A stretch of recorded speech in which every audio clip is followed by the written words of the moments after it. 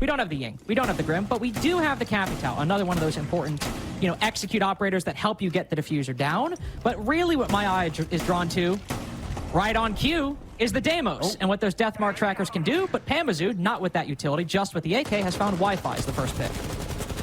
The issue with this base and bomb site, there are a lot of different approaches here for the entries. There are 2 separate breached walls from the exterior.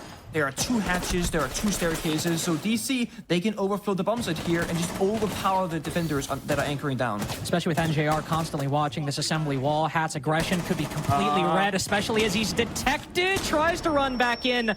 The timing at least goes his way to keep him alive. Flashbangs going out instead of bullets going his way. Canadian moving in for the diffuser plant. Beaulo watching the cross. No response whatsoever from LG. Aside from a couple well-placed shots by Silent, we'll have to give him that one. It's still the diffuser down successfully, and with that opening pick onto Wi-Fi, it's only a 4v4. LG still need to find another kill if they want to get this advantage and start playing the trades on the defenders playing outside the breach. C4 goes out. We'll find Canadian on the close angle, but the far position still alive. NGR good for one at least. On the follow-up on Eddie, well, less successful, unfortunately. Downed outside. Nape's able to cut down one from the vertical angle. Panbazoo. The game-winning position right here. Solo time remaining. He can cut them down the moment they cross his line of sight. First round goes away from DZ, and exactly the way we'd want. A clean execute through and through.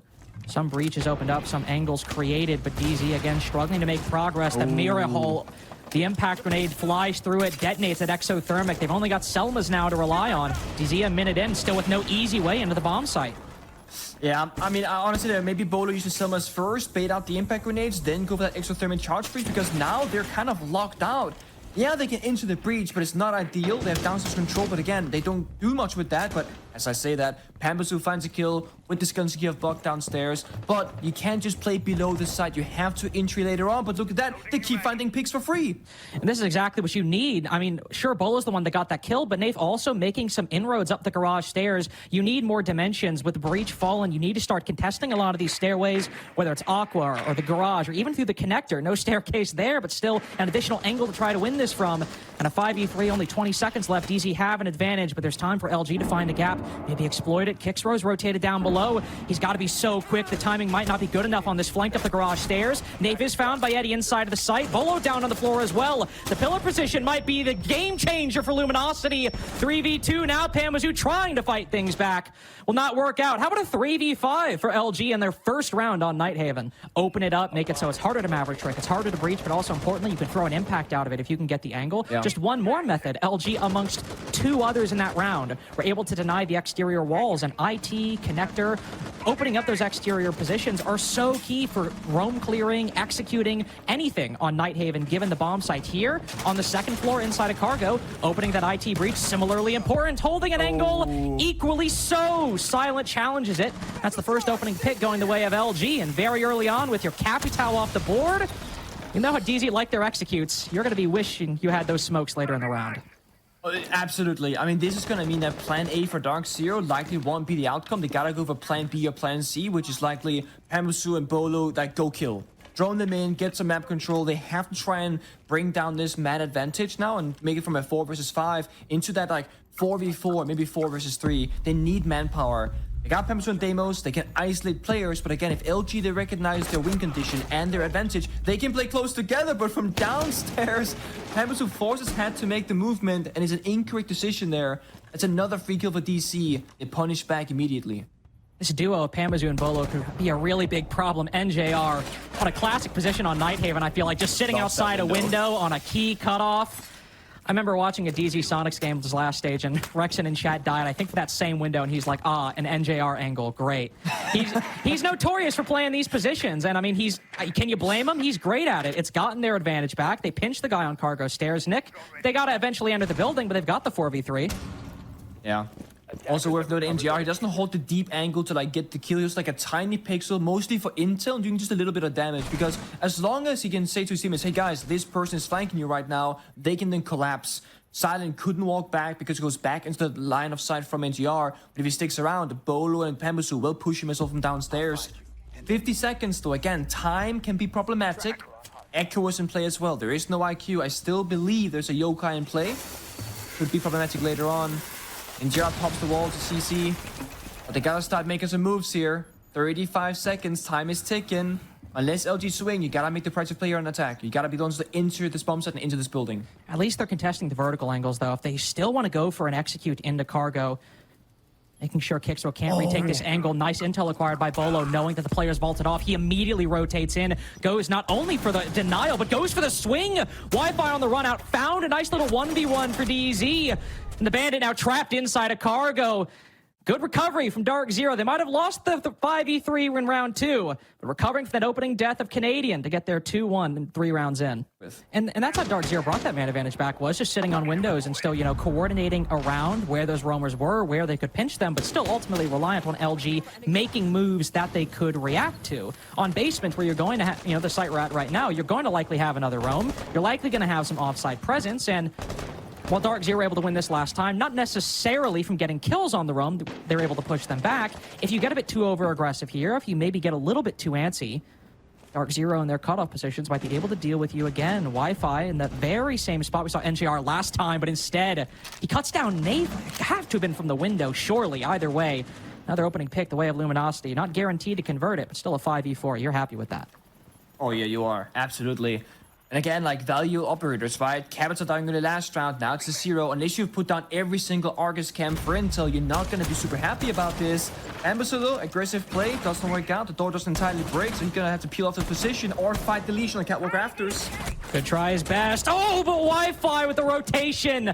Plays off the intel acquired by his teammate. Cuts the head off Panbazoo inside a garage. Seems LG instead keeping the lid off of these DZ movements, these DZ positions that they're holding. Trying to cut off LG, sure. But the defensive aggression working out much better in round 4 than it has in almost any round previously. Silent is still up here at 1 minute 20 seconds left. LG had rotated back on the first defense. And now they're still baiting in the swings from DarkZero. Beaulo takes the 1. There's a shotgun around the corner. He's not winning that on any planet, let alone Earth. And the 2v5, it's actually NJR Amos. How much is he going to be able to find, Nick? Because I don't think a whole lot. No, they got those jammers ready now. They're kind of countering Deimos as an operator, like denying the gadget. Yep. Canadian, how about a 1v5? Good luck. Oh! Okay. I don't know what that was. It's fine. He's dead. Flawless round for LG. Yeah, I'm ready for con. I'm ready for con. Go for now. Go for now. Shade playing. We're going off this breach, okay? Con opening. Con opening. Top dead. Top dead. Top Ready? dead. You guys ready? Yep. I'm Raptors. 3, 2, 1. Flashing now. Work. Okay, Gonna work with you here. Nice. I have pillar. I'm pushing the smoke. On the mirror. On the mirror. On the mirror.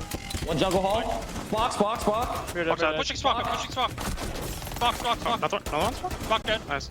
Probably My false jungle. right? Pulse below. I've got our gen. I've got our gen. Yeah, I've got our gen. I have garage. Watch out, miss. Like, watch out, miss. Like, I have gen. 25, 50, It was lower. 75. Nitro. Where you at? in short. I'm with you on one though. Going long. Going mez.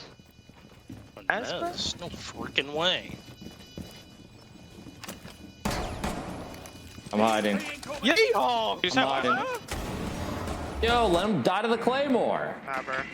Let him die to the Claymore. Long. Went back on Dining. Dining. No freaking. Break. Stop it! One catch. Loaf. Loaf. Yeah. Hit him.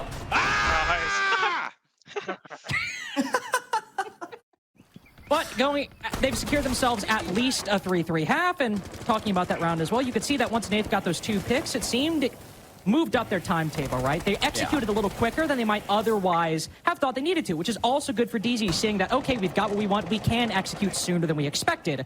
On Garage, on the second floor, executing was never even really a reality they were confronted with. They were constantly struggling to gain control, open up angles, and this breach was a bit different last time with the mirror window, but is still proving equally problematic despite LG's lineup change. This is something that we've seen a ton of this stage in every single region. Maverick can open a wall so often leads to a C4 being tossed out and then Maverick dying. And NTR, it wasn't like he was completely careless. He was Maverick in a bit, walked backwards, expecting an impact grenade or a C4 possible swing, but the timing there was just good from LG. They picked the right moment, they tossed the C4, they got that opening, and that's just gonna slow down DC. But again, the manpower advantage, forcing Pamus to just like fire up, but he also gets shot down. Yeah, Hat just swings ahead of the Candela. Very smart play right there. Disrespect the flash right before it goes off. See if Pamazu is caught on a timing, and it works out completely. There's still the Zoto canisters as well, freezing DarkZero's progress on this connector breach. It seems the core component that's translated over multiple rounds for DarkZero has been LG defenders sitting inside of IT, not caring whether DarkZero opening up the wall or not, but also not feeling a lot of pressure. DarkZero not really down below, don't have garage control, so Hat's free to go for that C4. There's not really a whole lot to worry about if you're sitting there just trying to work a lineup. Now DarkZero rotating over the backside. I do like this. A minute left, they're not stalling out, they're trying to make progress, but there's still contingencies from Luminosity to deal with this very position. A deployable shield in his way, Silent will just peek out from behind it. Cut Nave's head right off. Canadian now has to retake the position on Aqua Stairs. And what is he to do? It's another flawless round for LG. They're second this game so far. They'll get a 3-3 half, and on DZ's pick, that is quite nice. Well, they don't have like a thermite, so they can't just secondary EMP, exothermic charge, get it open for free. Early C4 actually there from NGR. It's a bit of damage on Wi-Fi, but Eddie, the hard breach of the Maverick, stays alive. That's the most important thing. And this wall will get opened up. It's just a matter of time. And it's been 60 seconds. There are 2 players working the breach, but 3 people go for the roam clear. Beaulo shuts down Silent in that opening engagement. Kixer was able to get the refrag, though.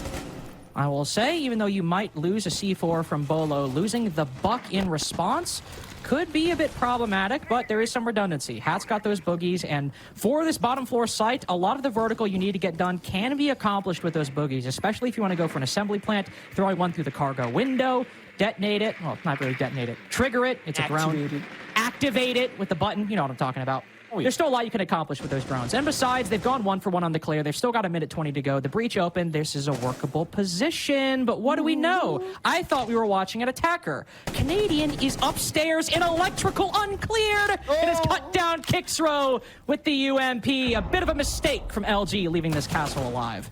This happened against Wildcard as well, where Canadian gets left alone on the roam top floor and can do so much damage vertically. He's playing the castle, but he has that secondary shotgun. If the attackers don't make a line of sight for him, he'll do it himself. And again, LG, they're not in a position to punish Canadian. They're gonna rush the bomb site, but at what cost? They're all gonna fall apart. Yeah, Hat's now completely, I don't know if really behind the play, but Luminosity tried to up the pace. Hat caught outside the window. There's even Panbazoo on this middle floor who retook it back in the mid-round. Not much for Hat to do at this point. He's got a couple flashes, maybe find an exit. Nah, won't even happen. NJR cuts him down through the soft wall. DarkZero with their first round on the defense, and LG got the wall open. That was about it. Canadian would be a problem at some point for LG. He had to be dealt with, but he was left to just roam around for free. Bit of a blunder from LG, but again, if you get shut down, you get shut down. Can't do much about it. Can't do much about it, indeed. Going to the top floor now, LG will bring out the Blitz, similar to what we saw from DarkZero. Just looking back at that particular operator lineup, not a whole lot of similarities beyond that. I mean, we had the Ying in play for DZ as well. There is certainly, you know, just some standard picks. You know, the Breaching, the Hibana, the Ace. You also have the Ash to deal with potential castle barricades or mirror windows, whatever LG end up finding. Oh, the 1v1 tech. I love this. Use the Boogie Drone to open up the barricade. But Pamba's cut down Wi-Fi from somewhere. I think over in Connector is where that death actually happened. So Silight's tempo, a bit cut short, but he gets ahead of the smoke canister. And as we can see, Nave not exactly looking that direction, so Silent has at least entered. He has gained progress on top Aqua, but the rush itself has been put on pause for the moment. And this gives times for DarkZero to react. Beaulo aware of it, Pambazoo as well. Two people on the bottom, Aqua as well, with the bait and the swing. Lovely coordination from DarkZero. LG completely shut out of round 8 entirely. Eddie and Kixro now the only 2 left. Don't even have the rotate in garage anymore. It's been reinforced off.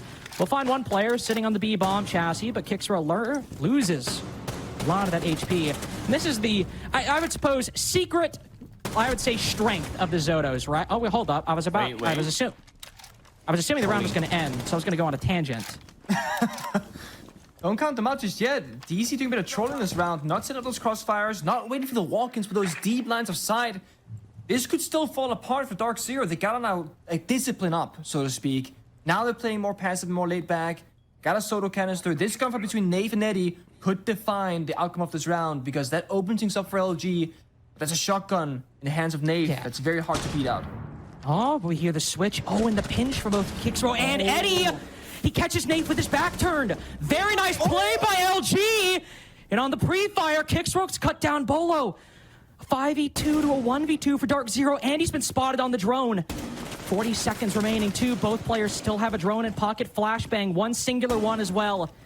They can play a man advantage. The Cade spotting. He tries to isolate the engagement.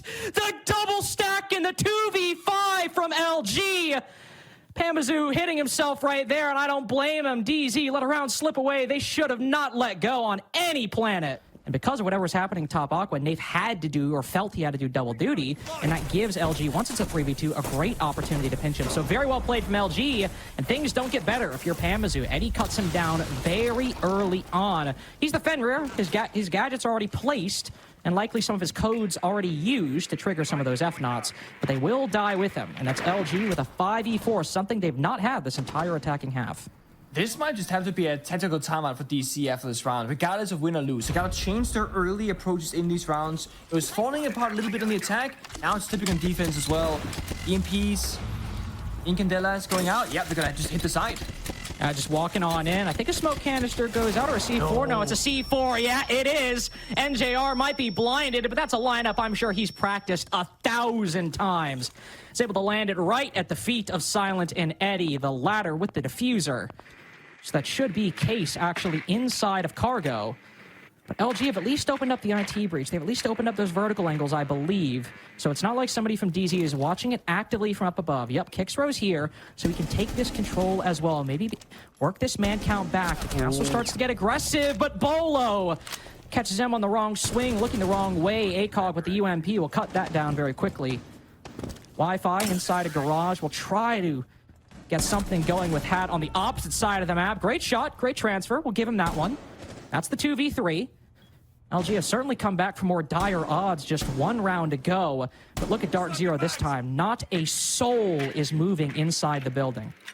Almost a disrespectful round there from LG, just going for a direct plant with nothing else happening in the server, expecting like, they're not going to take us down. They had pulls, they had mute C4 on side, etc. That's just lazy pickings there for LG, not making the right choices. And there, yep, that's not going to go well. Wi-Fi in a 1v3. Surely DC don't lose this one. They can't. Surely not. Surely. I mean, they're playing a lot more passively. They're holding this angle. Wi-Fi spotted them, but on that initial engagement, he's not able to get the transfer, not able to get the flick.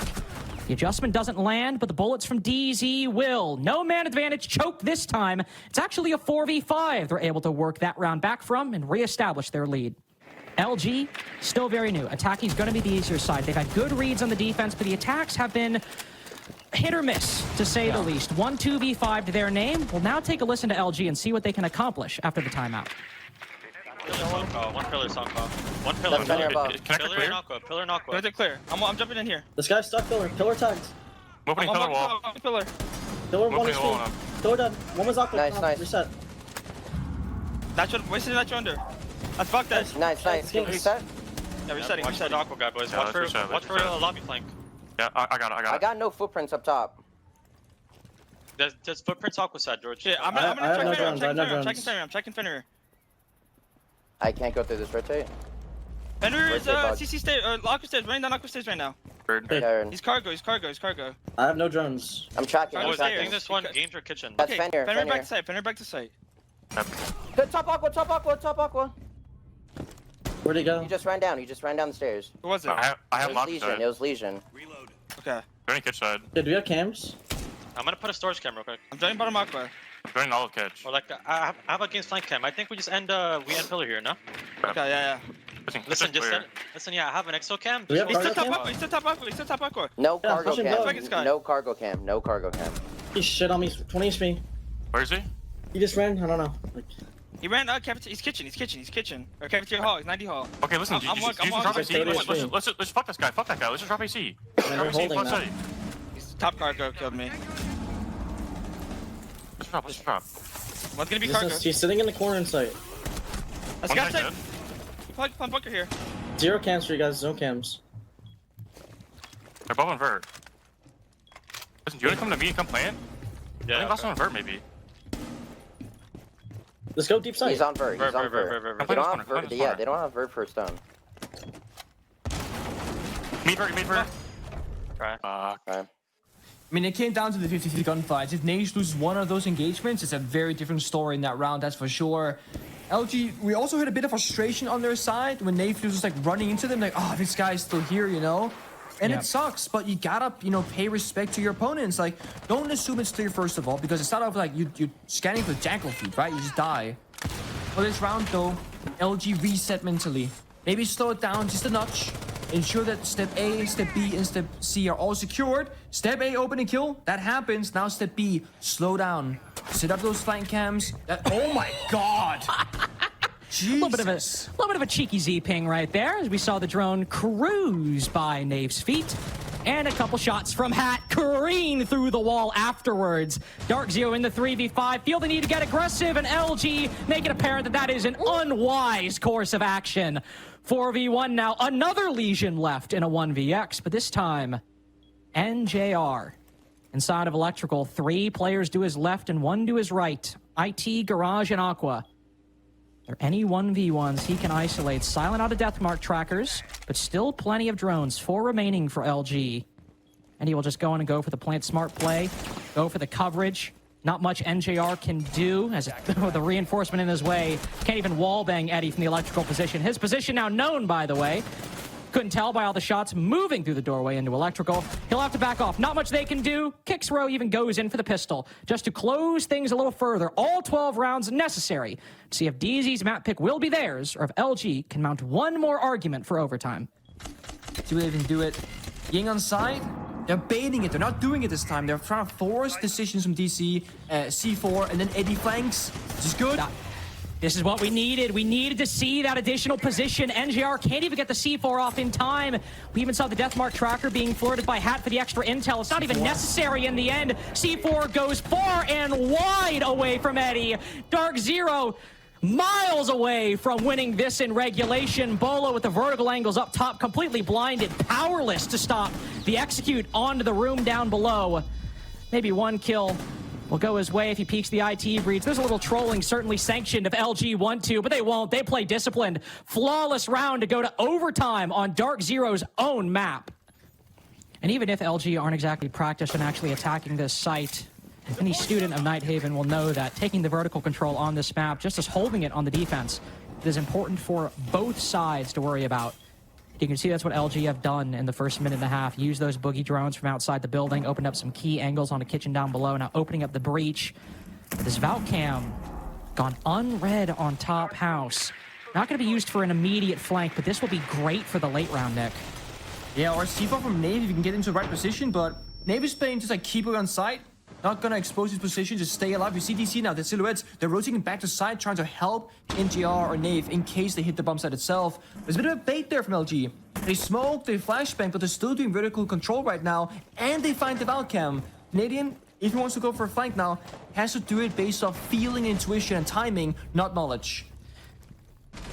Well, you have time, though. Will the site collapse beforehand? Canadian down in the process, though. So it's just most of these anchors remaining. Eddie spots them, but can't transition to land the shots in time. So that's man advantage for DarkZero, though a name only with Canadian down on the floor, likely not in a resable position. Never mind, my bad. I did not have enough faith in the camaraderie of DarkZero. The guns, I certainly believed the whole time. Beaulo able to fell Wi-Fi.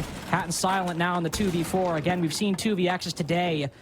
They're not something you can rely on, not something you can bet on consistently, especially since there's so many unread positions by LG in this late round, grasping at straws, scrambling for momentum. Silent stuck inside a house, will make his way up the long hallway, spot 1 player, but no shots will land. DarkZero match point after a successful flex onto the kitchen site. Oh yeah? It is thrilling gameplay, I will tell you that much. No, NGR is good at what he does, and at least here, not the one to open up that wall. It's actually Beaulo on the thermite to open up the assembly breach. Some evil eyes right on the inside to make sure that DarkZero can't just go in for a plant without their position being known or without forcing them to clear it. This is what we want for DarkZero, right? First minute in, we got the breach open. This is where we need to see steps 2 and 3 work out. Specifically, how are you going to deal with these roamers or these vertical angles? Can you push them back? Can you take them down? When DarkZero first attacked this site all the way at the beginning of the game, they were able to push them back by a minute 20. Right now, Canadian wide swinging the breach has died from one of the most common vertical angles known to man. What is that?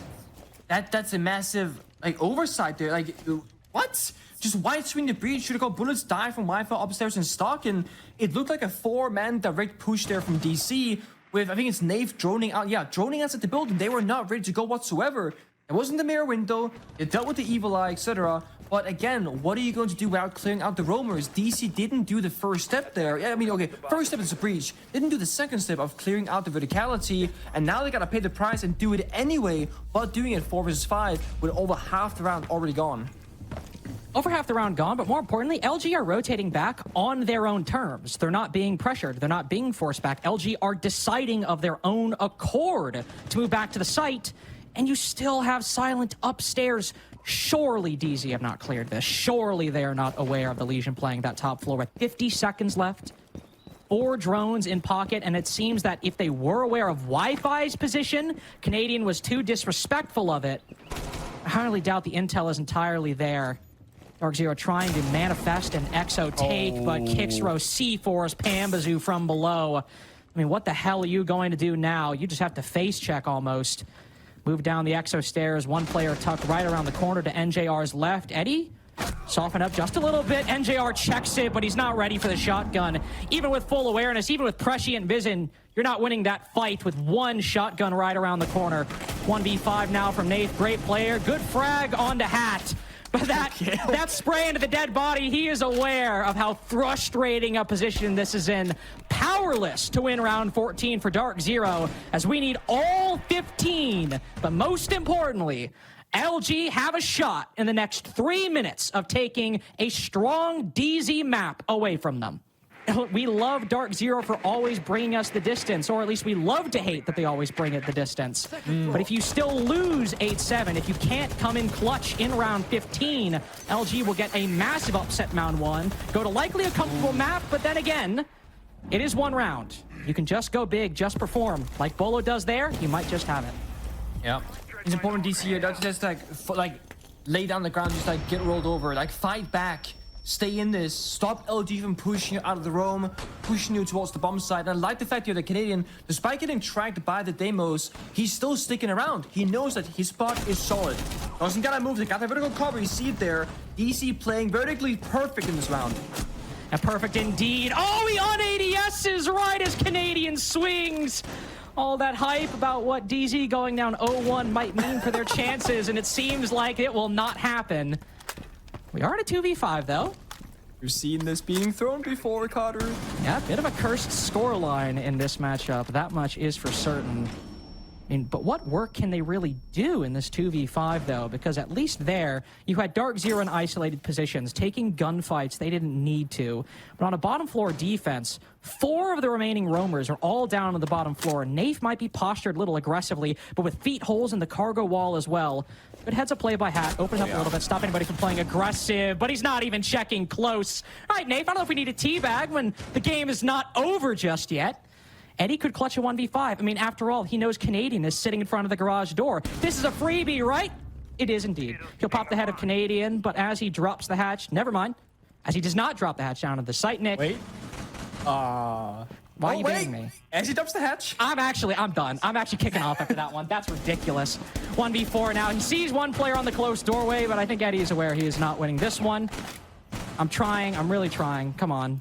All right, we'll exothermic the window too. That's fine. You know, go for it. Open up the additional angle. Yeah, he's going to flash from the end of his position too. Oh, yep, there we go. He'll hop through the double window. Nope, he's actually on the hatch. And DarkZero will win Nighthaven 8-7. And admittedly, while that game might have had a very protracted end, it was anything but on Nighthaven itself. Going the distance, and Nick, I think the big headline here is not DZ's victory. There was a winnable map for LG in there. That takes me back, man. But yeah, you're not wrong. You're not Admin wrong. take number 87 coming up. Sweet. Yeah. Okay, I wonder what we're gonna do this time, boys. What they're gonna do this time, boys. You know, the thing is, even when you know what your opponent's gonna do down to a T, it's still very difficult. You know, like you're operating with 5 players on the server, communication flowing, maybe like a gunfight goes the wrong way, Pampers will swing shoot, Canadians like C4 you below. Small things will always change the every single round by round basis, but the overall strategy for DC usually is the same. At least the strategy right here, we can see a bit of aggression in break room. We got the castle barricade and the double door behind them. I always forget that's an actual doorway half the time. Oh, yeah. But he's put a castle barricade up on it. You can see Luminosity immediately deal with it. Looking for more through that rotate, but as he backs off, seems we might have a bit of a reset. No, never mind. Bit of a gap found by Pamaz, who somehow gets ahead of the East Stairs coverage. This has been a border round if I have ever seen one. Taking that risk, not necessarily what he should have done, but absolutely what worked out for his team. While that happened as well, Beaulo found the center of the wall bang. Hat is just on a heater, shooting people through walls. 4 times this round. Beaulo's just overstimmed himself. NJR takes a 1v1 with Kixro in the hallway, rotates out radio once he's spotted. It's given LG another kill, another opening to get this 2vx. Hat cuts him down on metal. The feet holes made by DarkZero, seeing somebody playing inside a CCTV. The 2-man slow walk up Armory balcony as Beaulo cuts down Wi-Fi. The B's going through will force Beaulo out of the position. Somebody down below on the hatch, but Beaulo made for this position. He can heal himself right back up. Another 4v4 to start the round between DarkZero and LG. They might drop Wi-Fi early on, but he moves in, cuts down Nate, removes Canadian from the equation as well. 1-man CCTV clear, though, with some help from down below. And yet LG might be gunning for more. Beaulo shut down inside of Armory with Kixro all the way out in Narnia by the radio window. 2v4 for DarkZero. He's doing that same thing to me right now. Hamba's looking for a flank, but they're outside. They're not inside CCTV, but look at that. There's a gap. It's a blind spot. No, he gets out. He's just stolen it. He's walked back inside. Silent tries to go for the trade, and Pamazu cuts him down. So the flashbangs from Hat may be the only thing to get an advantage on some of these players, but Pamazu's found another gap. The shots go through the window. The EDD's down one, and the bullets deal with the other. Nice little 2v4, though, with no small part played by Pamazu right there. 3K for him to get DZ on the board. Yeah, it really can. And there's no dock this time either, so any bit of chip damage you take throughout this round was... Oh my... He's down. He's so good. He is so damn good. Look at that. Casually swings, get the 2K. Okay, it's a trade, but still, now Canadian swings. Why? When you get that lead for DC, that's when disciplines would like get enabled. Hold the crossfires, play together. Canadian doesn't have to get aggressive there. Now it's Beaulo's turn. Because Canadian died, now Beaulo's alone upstairs, or at least alone inside of office. Two supportive characters from DC. C4 goes out, doesn't hit the mark. LG with a good read, they knew that was happening, but again, they find the picks. Man. DC, they're exposing their 1v1s right now. Now the attack's in a disadvantage, but okay. Kixer is able to bring it back with a 3K. Hat rotates around and finds Nate, who's been in Armory for like 8 billion years. Now NJR on this vertical angle could find another. Oh no, he slips across another one. A conga line on the top floor, and somehow they all move away right as NGR wants to peek. Another opportunity that sails him by. This has to be by gunplay, a very long angle to try to deny this hop-in. There's nobody above him to deal with. We know where both of these attackers are. One out main door, one out vent. That one's not long for this world. Vintage NJR, not if Hat has anything to say about it. Absolute cinema from him on Beastcoast so far. Who's getting it on the swing, but more specifically, who is popping off? And in this case, it's just been LG doing it a little more consistently. Pamazu somehow on 1 HP from the same position as last round. Gets the kill on Kixro, and with Beaulo sticking Doc so consistently with one singular stim, puts Pamazu back to full. Silent retaking the position. Even if he doesn't find a kill here, at least he knows Pamazu can't re-aggress without walking into his crosshair. My bad, my friend. I forgot about the radio window, and it's clear Silent did as well. Hat's certainly now aware of Beaulo's presence. No. Pamazu can't be stopped. One more on East. Make it 0. Flawless round for DarkZero. I know who the MVP of DarkZero's defenses is. This is ridiculous. Like, this is not a team that's playing border. It is a one-man army. And how does you do it on the same door 2 rounds in a row? But it also sets up a potential archive door plan, which we have seen so many times before, especially in ranked play. And there's no Canadian on a C4 downstairs to stop it. But there is Nate and NGR, 1 C4 in pocket each. Canadian falls early. I gotta say, seeing Pamazu on the east side of the map, I'm starting to shake a little bit. The work he's been able to do over here is certainly concerning. At least we have a Monty to keep him contained, maybe. I think he just hopped out a window, so we're trying to certainly regain that momentum. I think Silent is slithering across the courtyard balcony at the moment. Prone on Finko will spot the mute playing inside of CCTV. Again, the game has been defined by the gunfight so far, and I didn't even mean to time it that well. Nafe is able to get aggressive and cut down Hat in the process. But it's all solo from LG right now. Hat pushing his own angle. They are trying to coordinate on this position. They are trying to clear out Break, but they aren't finding anything. They're taking free control with NGR not actually contesting it that heavily throughout the round. Beaulo seemingly still over there. Now this Monty providing a lot of problems in from the radio window. Finally, Pan Bazoo is shut down on this angle. Now LG should surely reset for the execute. No one helped Panda either. Like, he's completely on his lonesome, fighting the Monty, fighting two guns, etc. So DC kind of selling, at the very least, letting Panda be on that island all alone. Now there's 50 seconds left. They have to go for swings. They gotta find those picks. Beaulo finds one, and JR doesn't. Not the second for DarkZero. Kicks are able to gain the momentum. Monty ADS with the shield unextended, trying his best to cut down the dock, and will do so successfully. Will soften up Nafe a little bit. He'll drop down below. He's got one C4. One opportunity to get a kill before he has to rotate to the top floor. Only 20 seconds left, though. What intel is available for DarkZero on this site? Is there a bulletproof? Nothing. Can he play off the sound? But right beneath, he hears the Monty unshield. He's got the lineup. It goes out. It's shot midair. Wi-Fi with the round-saving spray as Nate forced to rotate through beepers. And Kixrow cuts him down as he ascends the staircase. Another very hectic round. Neither team gaining a lead, but LG at least convert the one they acquire in the late round. Consistently trying to crouch walk around this break room area. Long angle held by Wi-Fi. Galati himself! Good night. Talk about vintage NJR earlier in the 1vx. That is 2019 Beaulo with the Doc A call, getting a clean double kill from inside of CCTV. Probably making the most impact we've seen from that position. Canadian on the board, everyone. Alarm bells are ringing. His break room position not dealt with. You gotta wonder for Eddie and LG, why not just take a Monty in security and deal with Beaulo on the dock? He finds Penta, now he finds Nave. It's the melee angle, Medi. Come on. Yes, there it is. Monty action. What are you gonna do there? It's so frustrating to deal with, but is that from below? He's been impacted? Oh wow. Dude, what is this game, man? Crazy things happening, but NDR doesn't know. Doesn't get to confirm. 80-20 HP, had full 20 seconds. NDR fishing with that second Pokeball. Doesn't find anything just yet. Is Eddie challenging that as Monty through the floor? Hold up, wait, Hat. Oh, Hat with a nice little angle onto Beaulo. Oh, but he doesn't get away with the pick. Could have been a 2v2 right there. Going from DZ playing the site. NJR pushing up a little far. Could be a lapse in intel for Luminosity. Hat has been good on this phase checks in the 2vx's. He spots the laser as well. Eddie will give him the direct intel. Skeleton Key opens up the wall. Eddie on so low HP. If he unextends and one stray bullet hits his big toe, this man is going on the floor, and that's indeed what happens. 3-3 half, all tied up. 2 maps in a row at the side swap. Beast came out pretty early, seen with the Lion scan and they kept on fire, but what are they gonna do with this? Beaulo dies, so it gets injured rather early on. So all this util, they gotta act upon this, right? Nave in the window maybe? I don't know.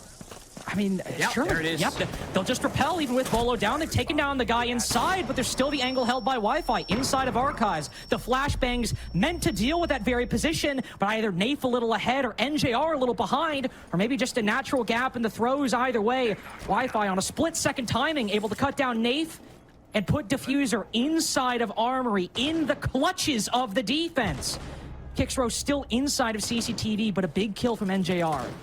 To make this a 4v3, to make this a 4v2, surely some over-peaking and a little bit of trolling for LG right there. As from vent window, he's brought this round back from the brink. He's brought it to a 4v2, a very convertible man advantage. With Diffuser still inside, Silent drops down.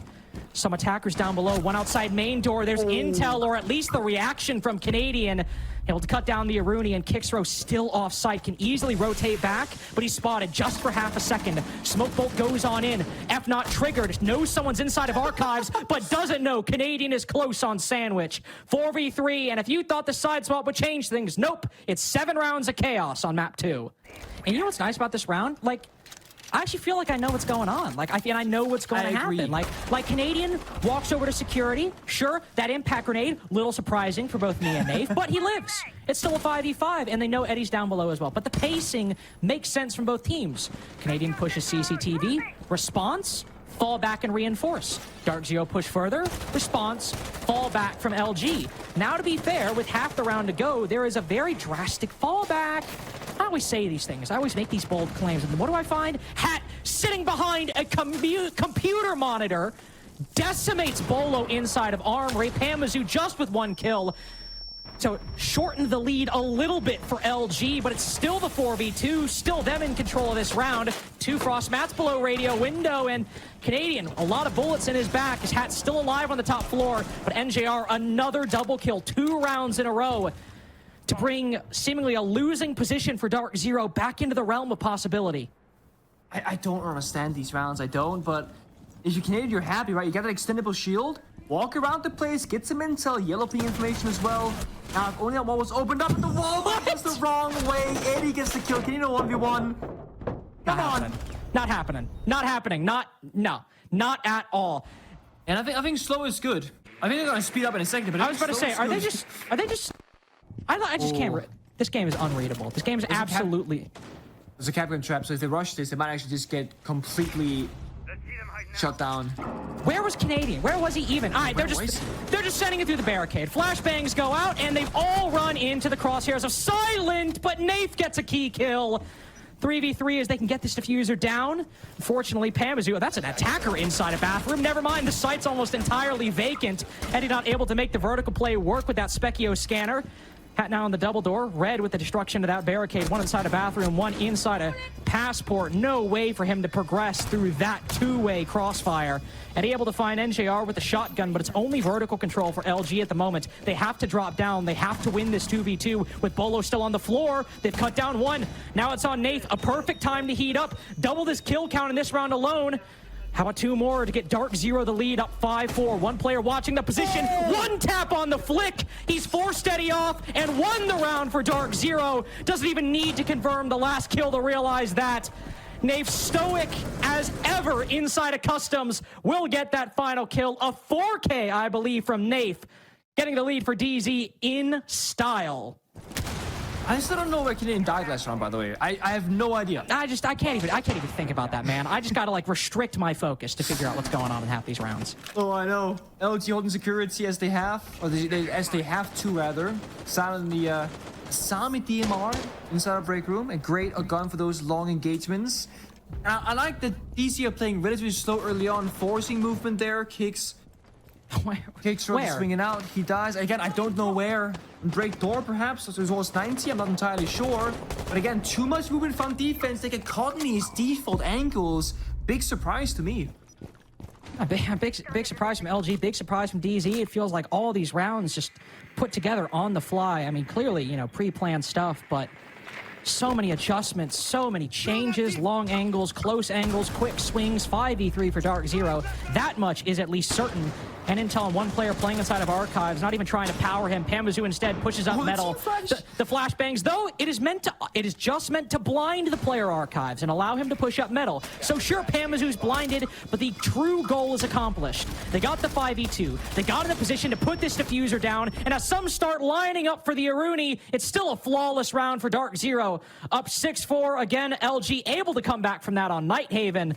But this game is much more ephemeral, much more difficult to take control of. Hard to drone inside the building, and also it's hard to just get those deep middle of the building kind of drone intel because how small border is as a map. We see it right there. Drones falling left and right, 4 dead now for DC, plus they're playing the Twitch and the Flores, so they want the intel. But slow is fast if you're DarkZero. Get people in the building, get a foothold, start working the map. They're just gonna start swinging you, hold those angles, get those opening kills, and just build from there. I like this pace because DC, while playing a slow round, typically, given border standards, they are pretty much controlling the pace by shutting down LG. And also, I mean, the control they've acquired, moving into Customs so early, also getting control or pressure on the passport. I mean, sure, you have Kixro in this position, right? And he could flank down and deal with the player playing inside of Customs. But if they want to execute down onto the site, they've got so much useful control. But Beaulo will fall just after Pamazoo's able to cut down Hat. So it's a 4v4 as Kixro, off the back of that toxic canister, finishing off Beaulo, will retake control of Customs and supply, but Pamazoo wrapping around. Got that first pick on the Hat, but half the round gone. Nave tagged up just a little bit. little bit of a reset from DZ at the moment. Kicksrow just holding outside. One player outside the double window will step into a goo mine, but it seems DZ taking it a bit slow in the mid-round. Kicksrow has a gap, I think. They have no ideas inside of customs, and he's playing between two players. Panda above, and I think it's Dave outside the door. I don't think they saw him either. This could be bad later on. Yeah. If Kicksrow just stays alive and finds the right timing. Oh, they saw his feet there, I think, on the drone hose, and then they should know now. Yep, they have knowledge. This is good. This is a good pickup. I mean, you could still maybe assume he's over there, be concerned about it. Trying to cut him off so late in the round. I mean, as long as Kicksrow doesn't overpeak, DarkZero might get lost on this side quest over by Customs. Not have enough time to actually move onto the bomb site itself. 40 seconds remaining now, but Panbazoo's patience pays off. Kicksrow fell inside of Customs. Now that's where the movement happens. Smoke grenades go out. Wi-Fi might find one, but Nafe in the site. Silent in the round. Wi-Fi 2. Get it to a 2v3. Nafe falls off. Worried about the kills. Worried about the angles that have been taken. Falls off, kills Wi-Fi. Silent on a clean trade, moving back into the site. Panbazoo's so good. 2 kills in this round, a 4K to get DZ, the 7-4, sprayed through 2 different walls. LG stay alive, all 12 rounds again necessary. Regulations still at risk for DarkZero. LG not gonna walk into gunfights. Beaulo still have... Actually, no, I take it back. Beaulo has no ash breaches left. There's still one mirror in the up, I believe, so this could definitely be problematic for DarkZero. That could be, especially with those Bs revealing the position of the Solus right there, but there's the hatch open, so she'll immediately fall back on the recovery, trying to take down the player playing or swinging aggressively. Eddie re-aggresses. I thought he dropped. I thought he left the building, but he certainly's gone out of the server. Eddie and Wi-Fi both swing the Nomad. Neither come away better. NJR with another. Kicksrow the 4th to fall. DarkZero doing good work on the roam clear, have put Silent in an untenable position. A 1v5 to stop his team from going to the LCQ. They've got intel on his exact position. No overtime necessary. A barn burner to be sure, but an 8-7 into a 7-5. It might be close. It's still 2 in a row for DZ as they face Beastcoast later tonight. If you have the Specular on one side spotting drones, the heartbeat scan on the other spotting actual people rappelling up, you could gain so much information on where the push is coming from. You just have to hope the same is reflected, of course, for Beastcoast, as Hot and Cold with the diffuser, mind you, is walking into garage and is a little bit exposed to that yellow side. Surely we've drone top yellow, boys. On a garage take. Surely we've got the intel here. Impact grenade goes out. Gavini easy fodder. They're Hot and Cold on the quick push. Is able to knock down Beaulo onto his back and out of the round. So only a 4v4. That could have gone a whole heck of a lot worse for Beastcoast. Only getting away with 1 death there when they had no idea Solus was bottom yellow. Might just be the blessing of the century, but Gunner's not too concerned about it. Pushing up the long secret hallway. Slammed by Nathan Electrical. 4v3 for DarkZero. Hey, feeling himself a little bit there too. Just spams the body up real quick. Gotta let him know a couple times. Well, how you doing? Hot and Cold, he's gonna rotate in on the back door here. Not the worst case scenario here in the world for Beastcoast. Yeah, they've lost some bodies, but there still is some opportunity here. It's just about the reads at the end of the day. This secret player is going to be the biggest issue, and that's exactly where things are going to start boiling over from. NJR will more than likely take down Spirits, and will indeed. Fuser tries to assist with that adrenal surge, but Spirits is down for the count now. Unfortunately, out of commission. Final toxic canister goes out from NJR. Panbazoo with a quick read on the top floor. Shut down by a nice flick from Diffuser, though, at the cost of quite a bit of HP. He's got that final adrenal surge to just get him back to above 50%. 1 frag grenade as well to maybe route a defender out of position. But it seems it's going to be a rotate up to the middle floor. There is still that pulse on the board. No C4 in pocket, but Nafe certainly has one. Canadian instead gun up right now. So, oh, the melee hits in time. The shield caught off guard. Canadian a bit quicker on that one. Slaps down the Monty inside of Tellers. Diffuser still down below behind the rotation out of the round 2. 2-piece for Canadian to end round 1 in DarkZero's favor. Good position over inside of front desk. Hot and Cold is going to try and work his way forward. Has had Gavini and Gunner in the area, and what a shot at a Gav as he'll immediately remove Pamba, who had quite the record earlier, but as of right now, not exactly the greatest start.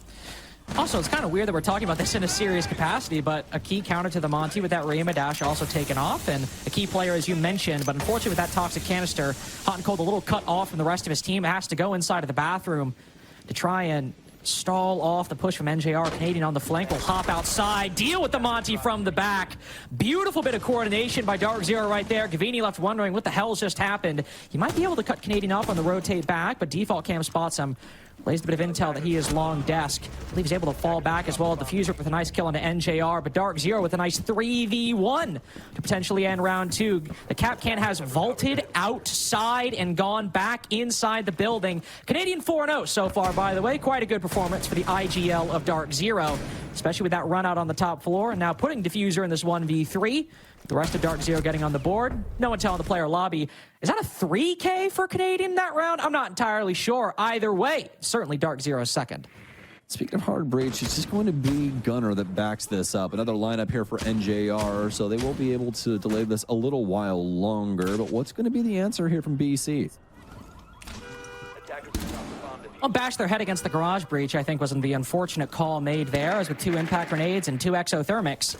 NJR, very easy lineup, is able to knock down almost the entirety of Beastcoast's hard breaching supply. They've still got the Maverick, but that's infinitely more noisy over a very long period of time. They'll instead try to burst into the site off the back of that Monty. Hot and Cold turning to allow Diffuser to enter into yellow itself, but Olo's just upstairs, holding a vertical angle, watching that very doorway, unaccounted for by Beastcoast. He even has support from Panbazoo on yellow stairs to make sure nobody can rotate up. Beastcoast problem solving right now a little lackluster with still half the round to go. Gavini will try to start walking up the stairs. Trigger the prox alarm for just a little bit, but now reset. And they're dead in the water right now.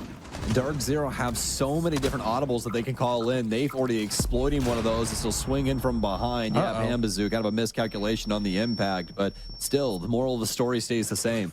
East Coast, they're stuck inside of yellow. Don't really have a lot of opportunities to try and fight out of this because DarkZero holding the keys to every exit point across the entirety of this area. Spirits, the only new fold here as we do see him positioned over near front door. But Gunner actually going to be the big part about this, is he'll be able to take one down. But Canadian, he's now found a new home all the way upstairs. We originally saw Beaulo in this position, but instead it's going to be Troy yet again. He's 6-0 as he continues on this warpath with 40 seconds remaining. Now Spirits has to join the fray, which I feel like that's the first time I've said his name or he's been mentioned by either you or I. I mean, you said it once this round, I've said it once, and I feel like the impact from Spirits has really not been that stated so far. Finally, he gets a kill on the board. Asking you shall receive. And Beaulo catches him asking for a little too much on the bottom spiral position.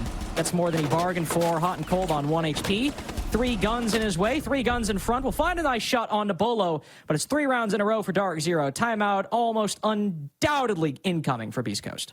And so far, DarkZero have been able to create that exact scenario, a perfect storm that Beastcoast have been constantly trying to work into, and it's just been utter calamity. That timeout, I think it was perfectly timed. They definitely need some time to just calm down, rethink, figure out how they want to go about this again. Clearly, I don't think that it's going to be the Monty that we're going to be swapped out, and Hot and Cold doesn't think that either. They just need to try and find a different way to build up around this map and find some initial blows to work off of. And yeah, Nate, onto Spirits, huge pickup, especially onto Spirits. We don't really see him get picked off too early on very often, but be able to pick off Canadian on that pulse, that's going to be a really big play coming in the latter portion of this. I mean, those were 2 really good reads by both teams. Canadian obviously playing pulse in that position. That's the exact same spot he was playing on the site against OXG last week. A bit extended in Visa, but how OXG dealt with it was they went above, took admin control, shot him from the vert. Well, this time, Beastcoast just tried to push him through the Visa door. DarkZero had a pre-play C4, detonate Spirits, but Beastcoast also realized that Canadian's by himself, and they're able to power that position, get the 4v4. But again, he's been unread. Another case on the split site where Beastcoast have misdroned a key point of entry.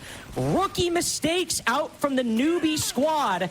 Despite being the first place team in the NAL, Beastcoast looking very rough in all 4 rounds of Consulate so far. Has to try and help, has to try and pray that DarkZero will walk into one of these lines of sight. So far, nothing's came, nothing's gone. Gavini's gonna hop in. Diffuser does have this case. He feels like he knows where he is, and Gavini's done it. He's opened up the entire door up against his old team. A round that he might steal away. Pambazoo dashes downstairs. Can he find the angle? He cannot. It's Gunner out of thin air. Beastcoast make a round.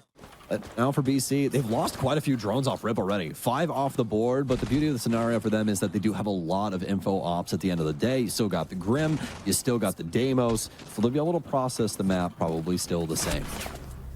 Except if they have Gavini die like that. Then things could get complicated, but in what world would that happen? That's the real question. Spirits will go down below with the shotgun from Deimos to try to, again, control this swing with the absence of the Grim. You can't find the intel if somebody takes that gunfight. More utility extracted. Another attempt likely on this CEO Repel Sam. Once it comes out, hot and cold falls off. Gonna hop back out. This is just the game we're gonna play. Still got some smokes. And really, this is it. I mean, the drones, everything else has already been expended. You have to try and go for this situation. Nitro Cell will go out. It's going to take down hot and cold. And if you didn't think they were dedicated before, well, boy, howdy, do I have a story for you. The case is now down inside of the site, and they have to try and find a way back into this round. Spirits is going to be the start of it. Work his way over towards yellow, but DarkZero, they have so many guns at every single entry point of this top floor should be signed sealed. Diffuser, can you deliver? Canadian knows, and he'll stop him, so clearly the comms will be executed. He's going to be able to stop it yet again here. Spirits is down downstairs. Diffuser should be dead to rights here on a moment's notice to swing through, and yes, indeed, Pamba makes it across. Gunner just simply not take him down. This might actually be a flawless round here, but as soon as I say that, Dave's going to donate himself, and that will now be the round of round 5. Okay, you know what? Can we just pump the brakes? Can we just pump them for a split second? Oh my. DarkZero, nevertheless, I'm going to pick that one up. I'm just really excited for all of the edits that are like a flashback of what Gunner said during his little interview. And just be like, yeah, DarkZero is probably going to fix all of this stuff for the playoffs, so we're really going to have to consider how we go about this.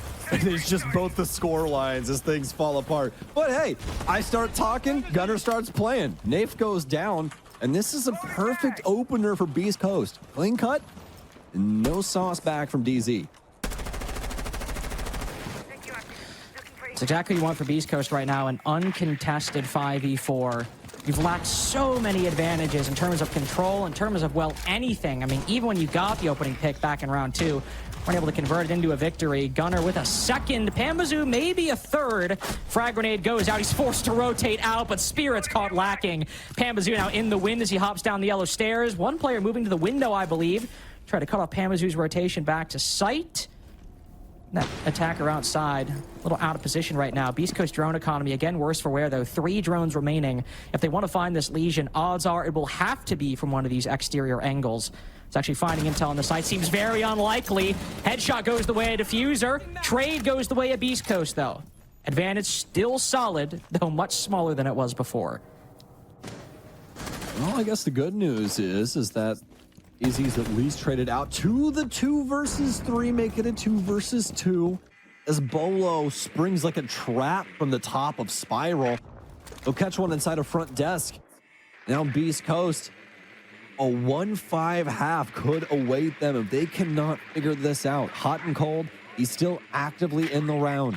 He's going to be trusting a lot of the calls that we'll be hearing from these BC members. Spirits especially more than likely doing a lot of this work. He's had a lot of time in the IGL seat himself, just trying to assist in getting these good comms out here. East Coast do have solid positioning on this mid floor though. Although I do not see DarkZero giving them a lot of angles to exploit unless something drastically changes with this case positioning. I don't see it either, despite most of the floor being opened up. The moment Hot and Cold even enters the site, he's domed by Beaulo.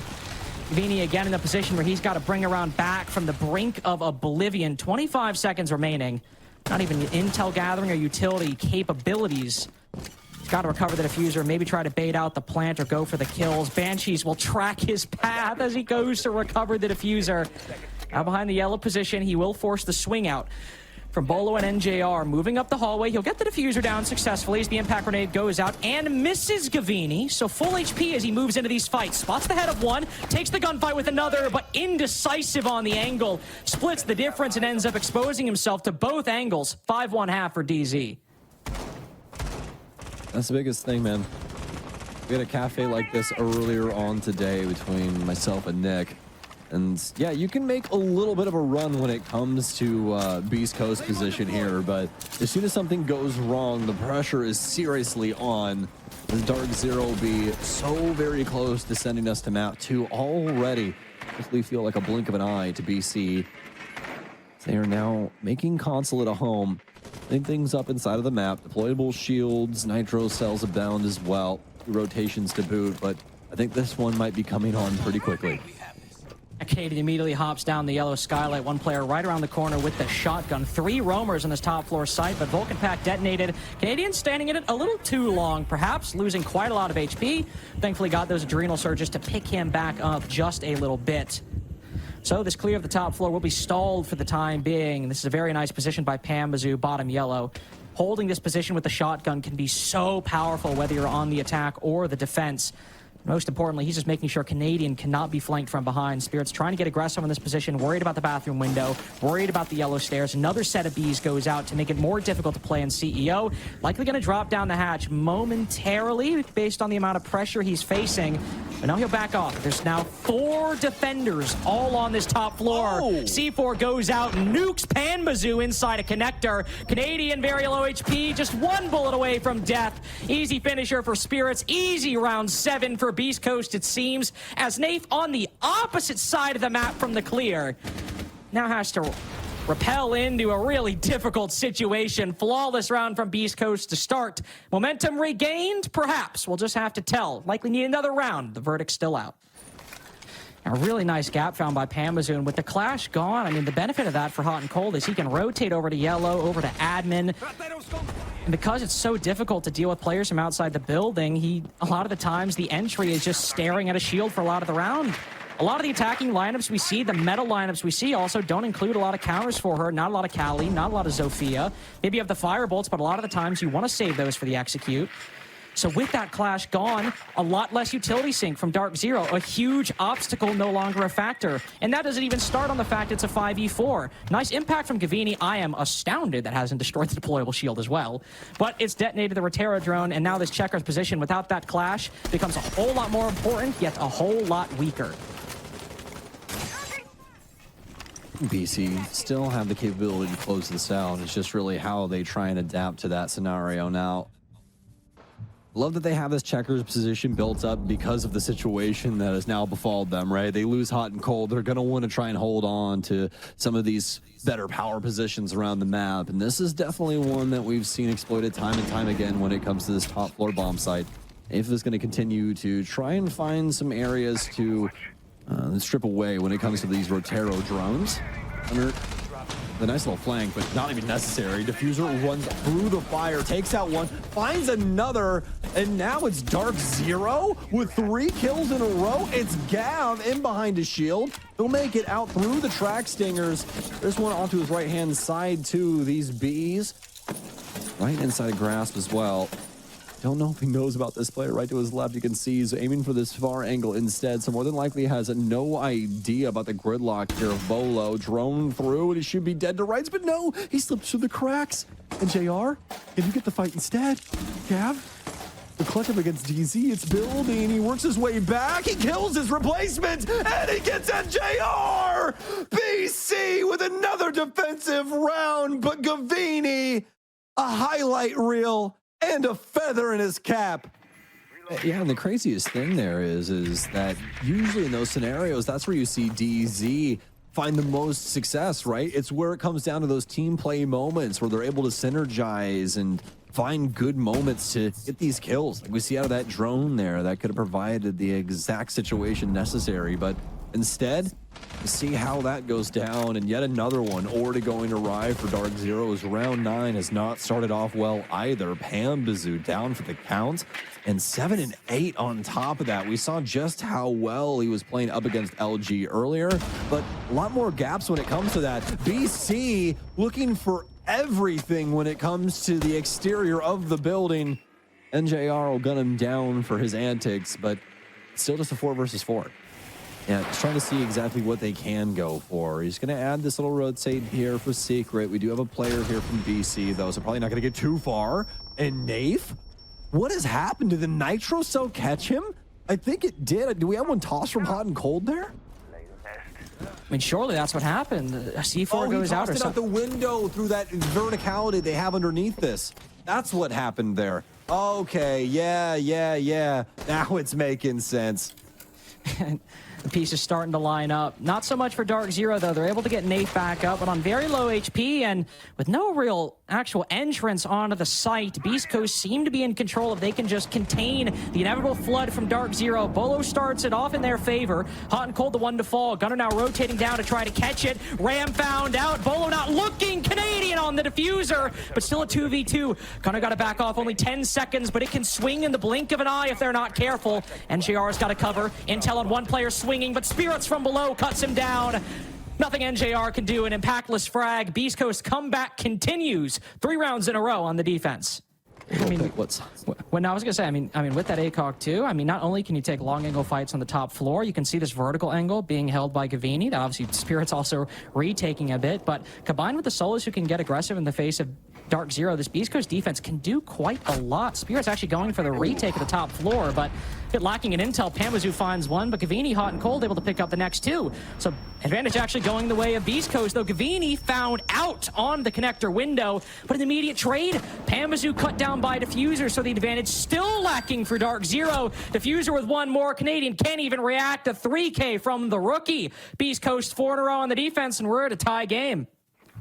Not nearly as aggressive as they were previously. Gunner, though, with a wild position over here towards the double. Probably just wondering if somebody's going to try and repel on this window that NJR is actually staring at right now. I don't think he's going to have much influence over NJR's current repel position, but crazier things have happened. So we'll have to see how this all works out. Hot and cold. A little aggressive, but now I'm getting antsy as soon as he puts that SMG in his hands.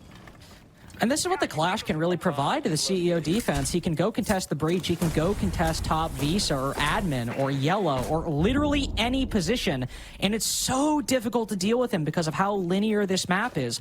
Just the loss of that Clash did so much for DarkZero in that round, and if Gavini doesn't clutch that 1v3, it's probably match point. And now when they have to face the actual setup, the actual full breadth of what Beastcoast are going for, it's far more difficult. They only are just now starting to get Adam in control, and there's still plenty of utility and plenty of players to deal with this. This is going to be such an issue. I mean, yeah, you can get rid of the Goyo canisters, and you'll more than likely have to wait on them, especially because of these positionings.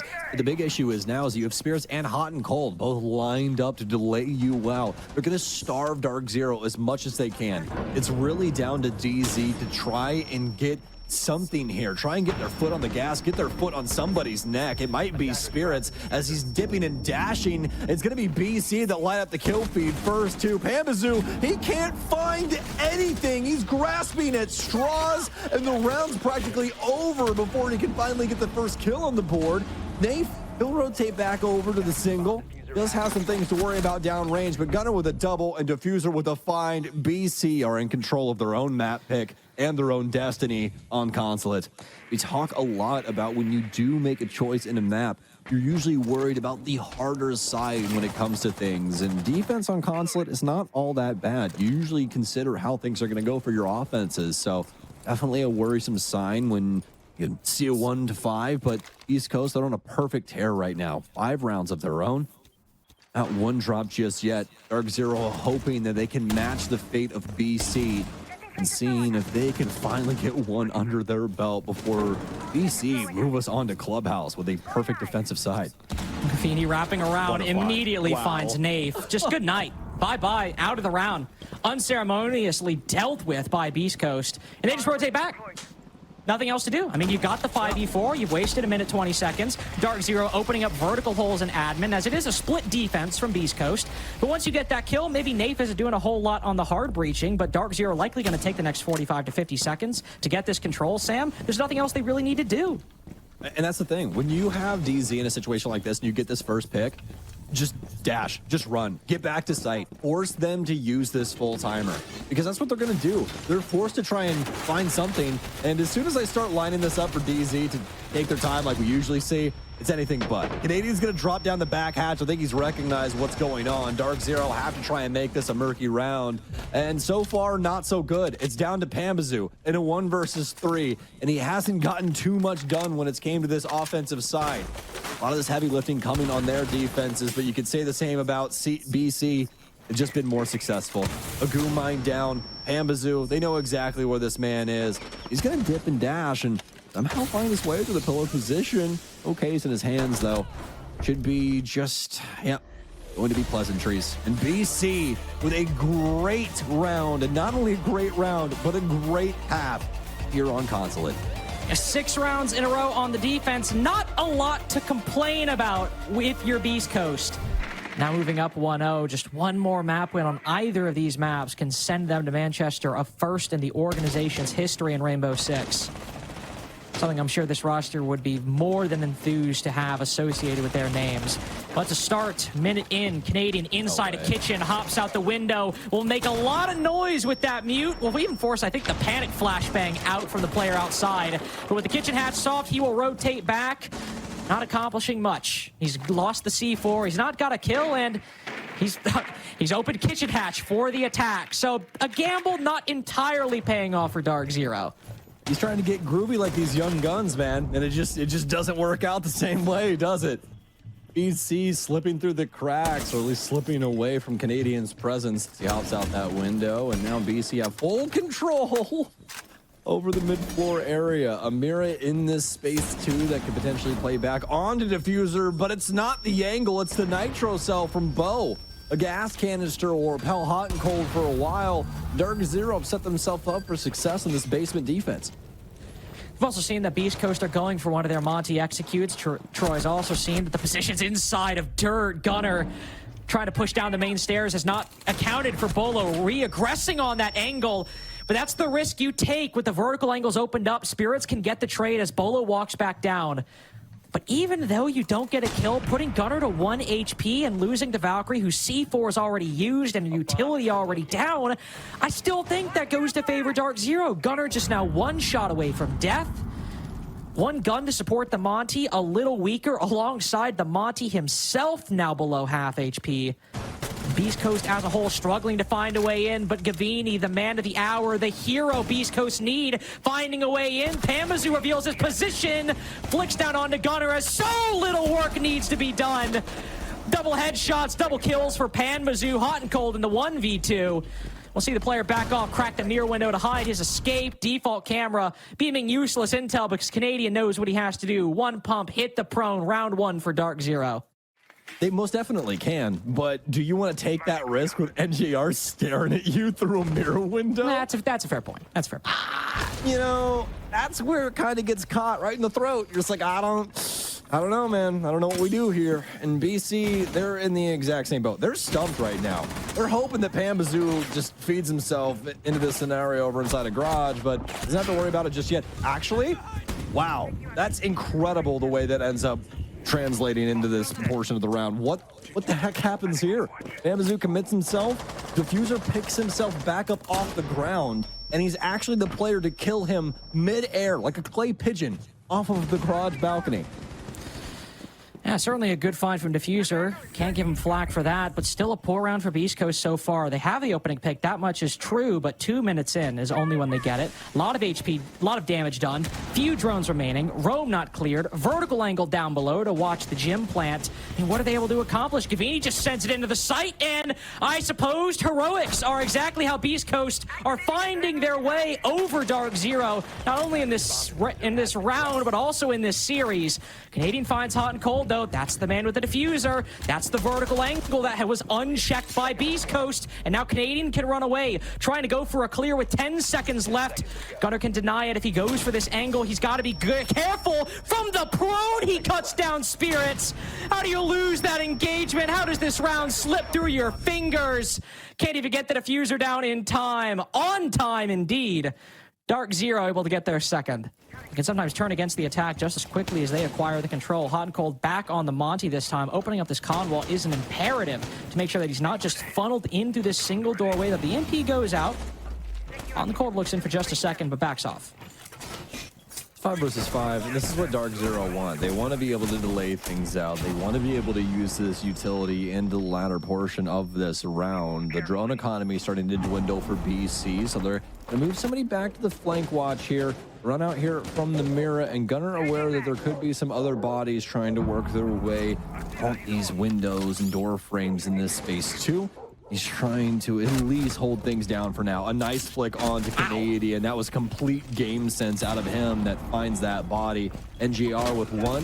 DarkZero, so far so good. They'll force a team kill out of Gavini as they'll take down Hot and Cold. And that's the one thing about operating around that shield. He's fantastic at pressure, but sometimes when there's a miscalculation, a simple misstep leads to a headshot.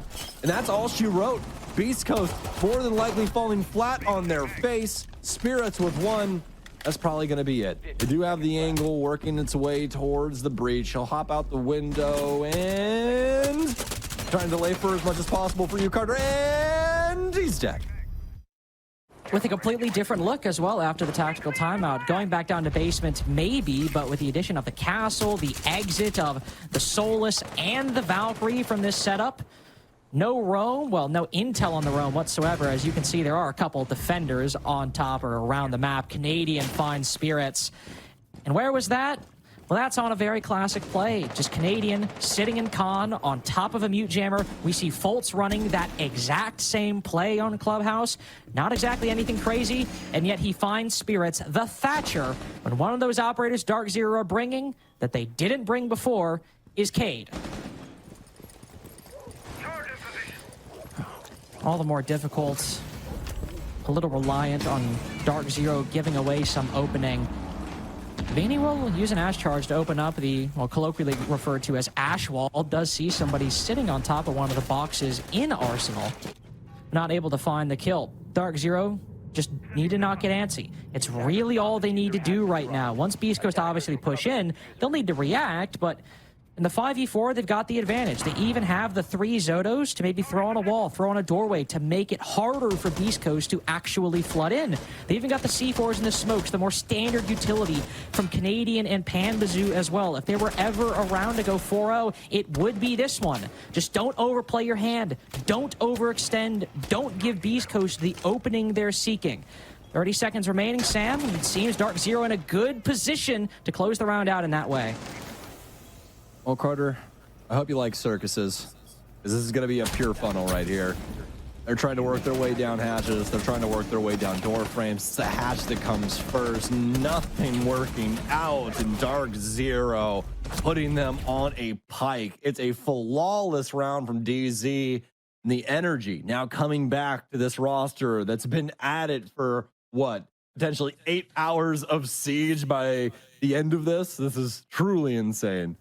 Yeah, I think the main thing is whenever you see your biggest issue being Canadian on a routine basis, you know something's got to be drastically going wrong. And that's no knock against Canadian. That's just like usually routinely when their team is doing really well. Again, he just has those really high value, low amount of kill situations, or just has situations where he's able to delay things out or use utility in a really positive way.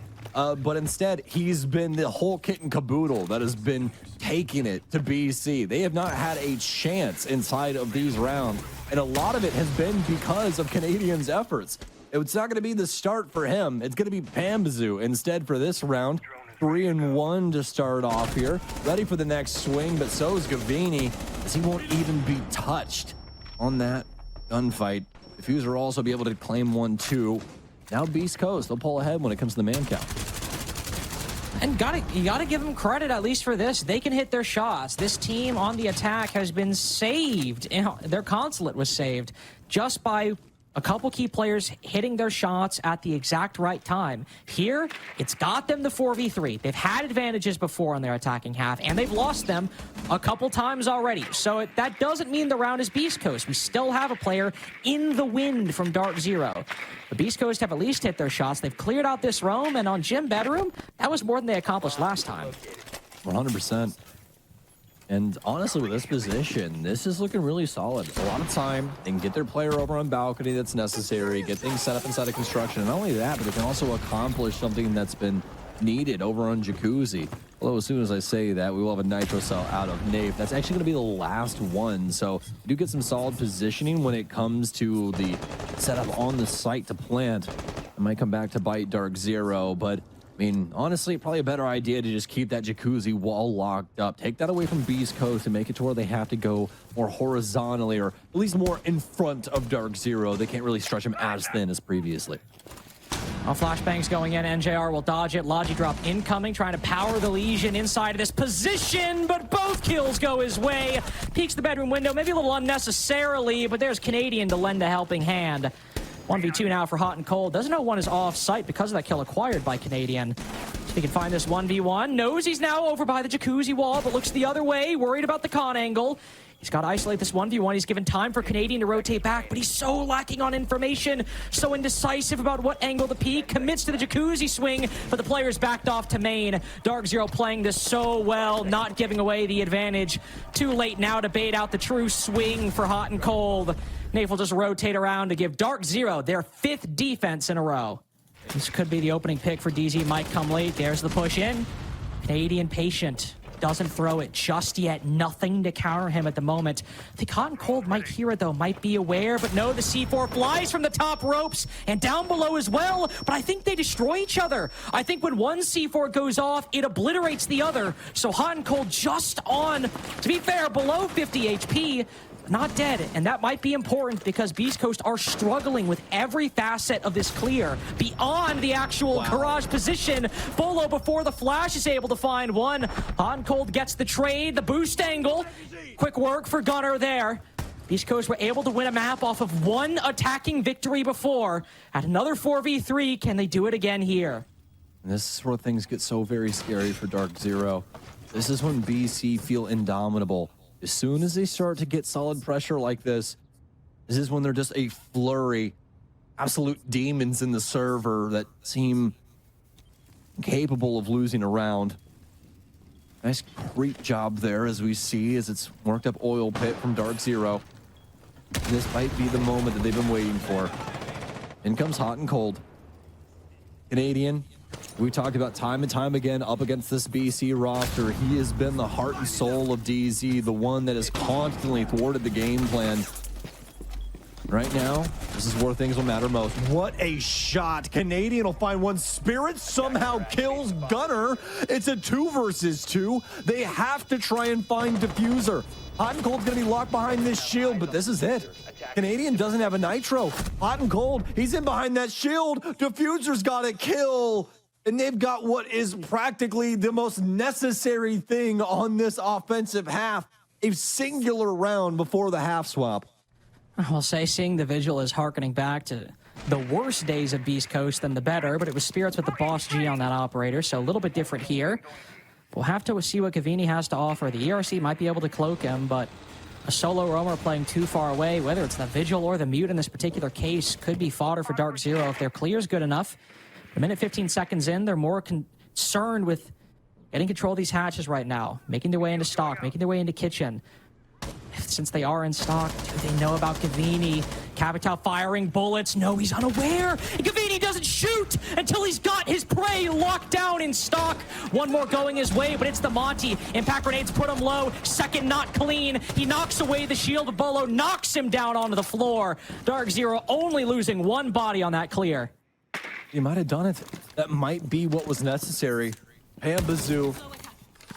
One of the main things that DZ love is this player right here. Not only with his capability through utility game, but his capability when it comes to crunch time. He can be the main gun, the main game plan for DarkZero to win some of these big rounds. But BC, they're starting to pull away on this defense here. Another big pickup onto NJR. And this gamble from Gavini so far has been paying out in spades. Now the two roamers gone unread, catching DarkZero off guard. Missed drones of their own to match Beastcoast struggles, despite Beastcoast often only having one. DarkZero still at 5, and he's worked his way into bar. The Monty spotted him at least, but he can just run away. Canadian so low HP, but no C4 to deal with this engagement. He can just run. He knows he can bait the time, but there's only 20 seconds left, and Canadian's getting lost in the weeds of Strip, trying to hunt down this mute. He's got Diffuser, by the way. Not exactly a guy you can send on a solo venture. It doesn't pan out. He finds nothing on his trip. Diffuser finding another. Beaulo in the 1v4. He's great. He gets one. Beastcoast get their first round on defense. Even something as simple as maybe not even going for the full CCTV and cache control, which it seems like they are, but, you know, if they were able to maybe create a lot of pressure on the Jacuzzi side, just have somebody watch the rappel, see if anybody from BC goes for the swing, it'd be able to contain the aggression without maybe availing yourselves to these roamers, as DarkZero otherwise might, but they do seem to be clearing it out in its entirety, which means there are 2 to 3 defenders all around this part of the map that could cause a lot of problems for DZ. Pamzu also down below, seeing if he could find anybody lurking in the basement. Could also go up main stairs later on. Beaulo finds a gap.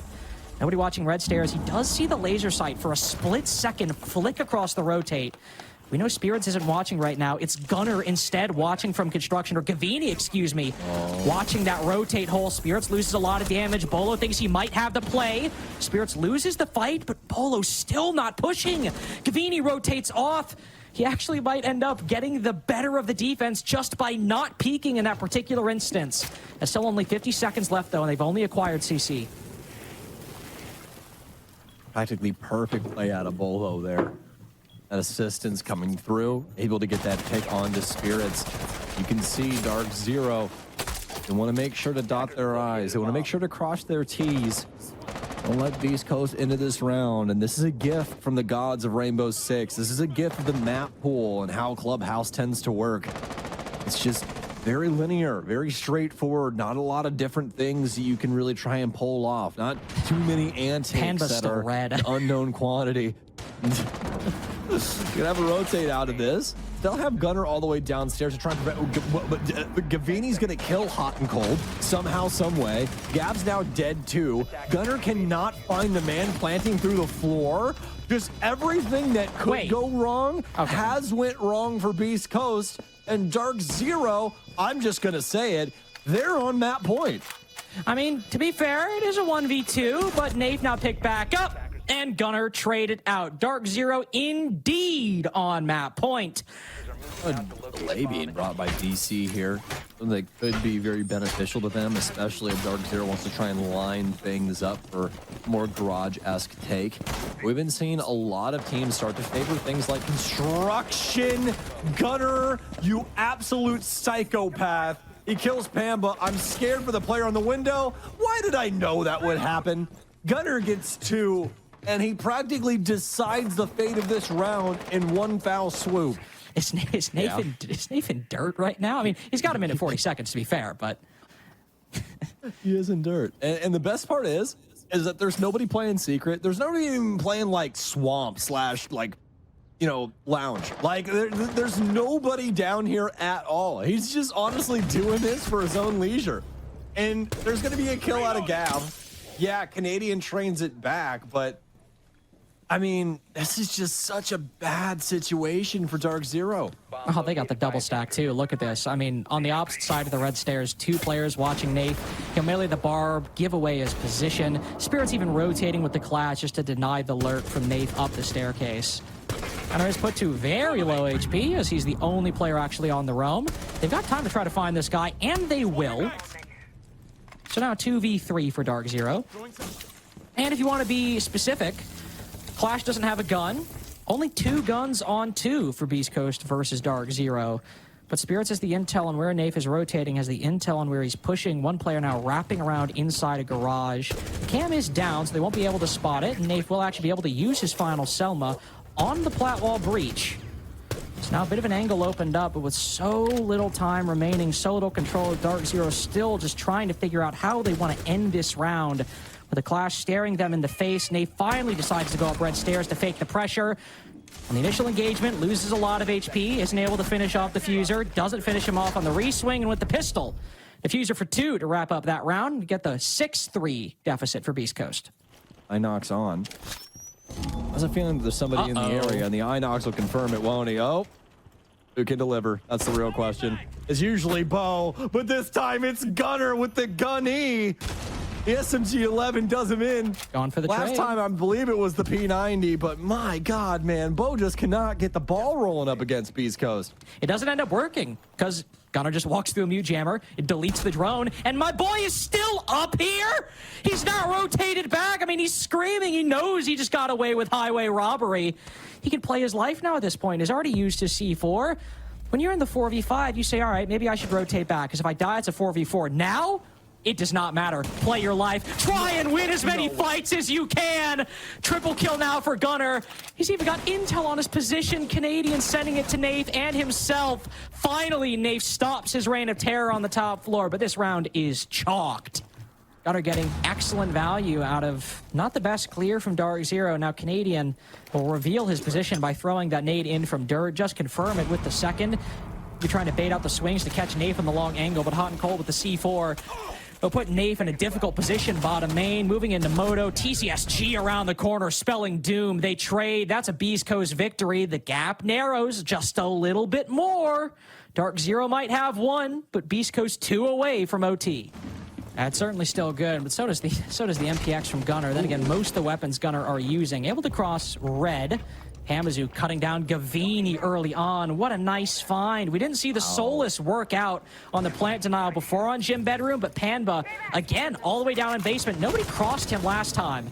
This time with the Solus gone, you're a lot more comfortable going for that plant in Gym. You're also a lot more confident going on this clear of CCTV and cash. And even if it takes another minute and 20 seconds without the worries of that Specchio, DarkZero's confidence will be much higher.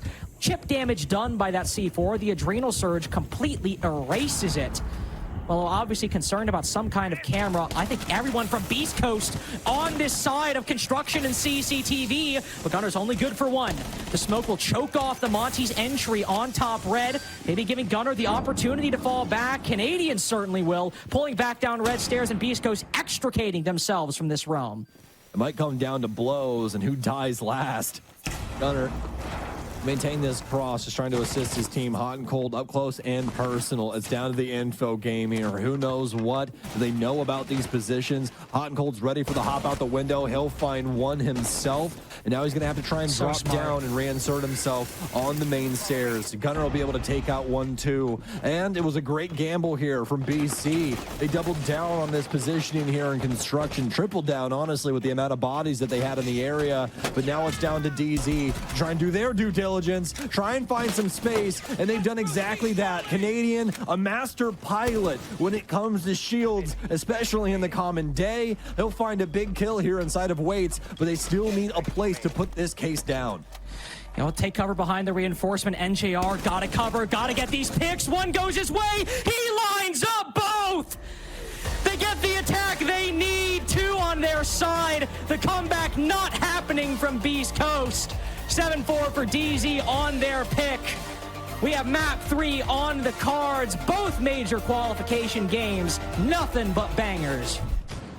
Yeah, the situation's also already starting to form in a very similar pattern as well. Even the bans that we have implemented are extremely similar to y'all's earlier matchup. The only difference being the Fenrir being banned out instead of the Valkyrie, which will be immediately implemented by Canadian. And why not? Those Valkyries so very good, especially in a map like this, where info, it means a whole heck of a lot. You know what else means a lot? Keeping control towards the outside of the building.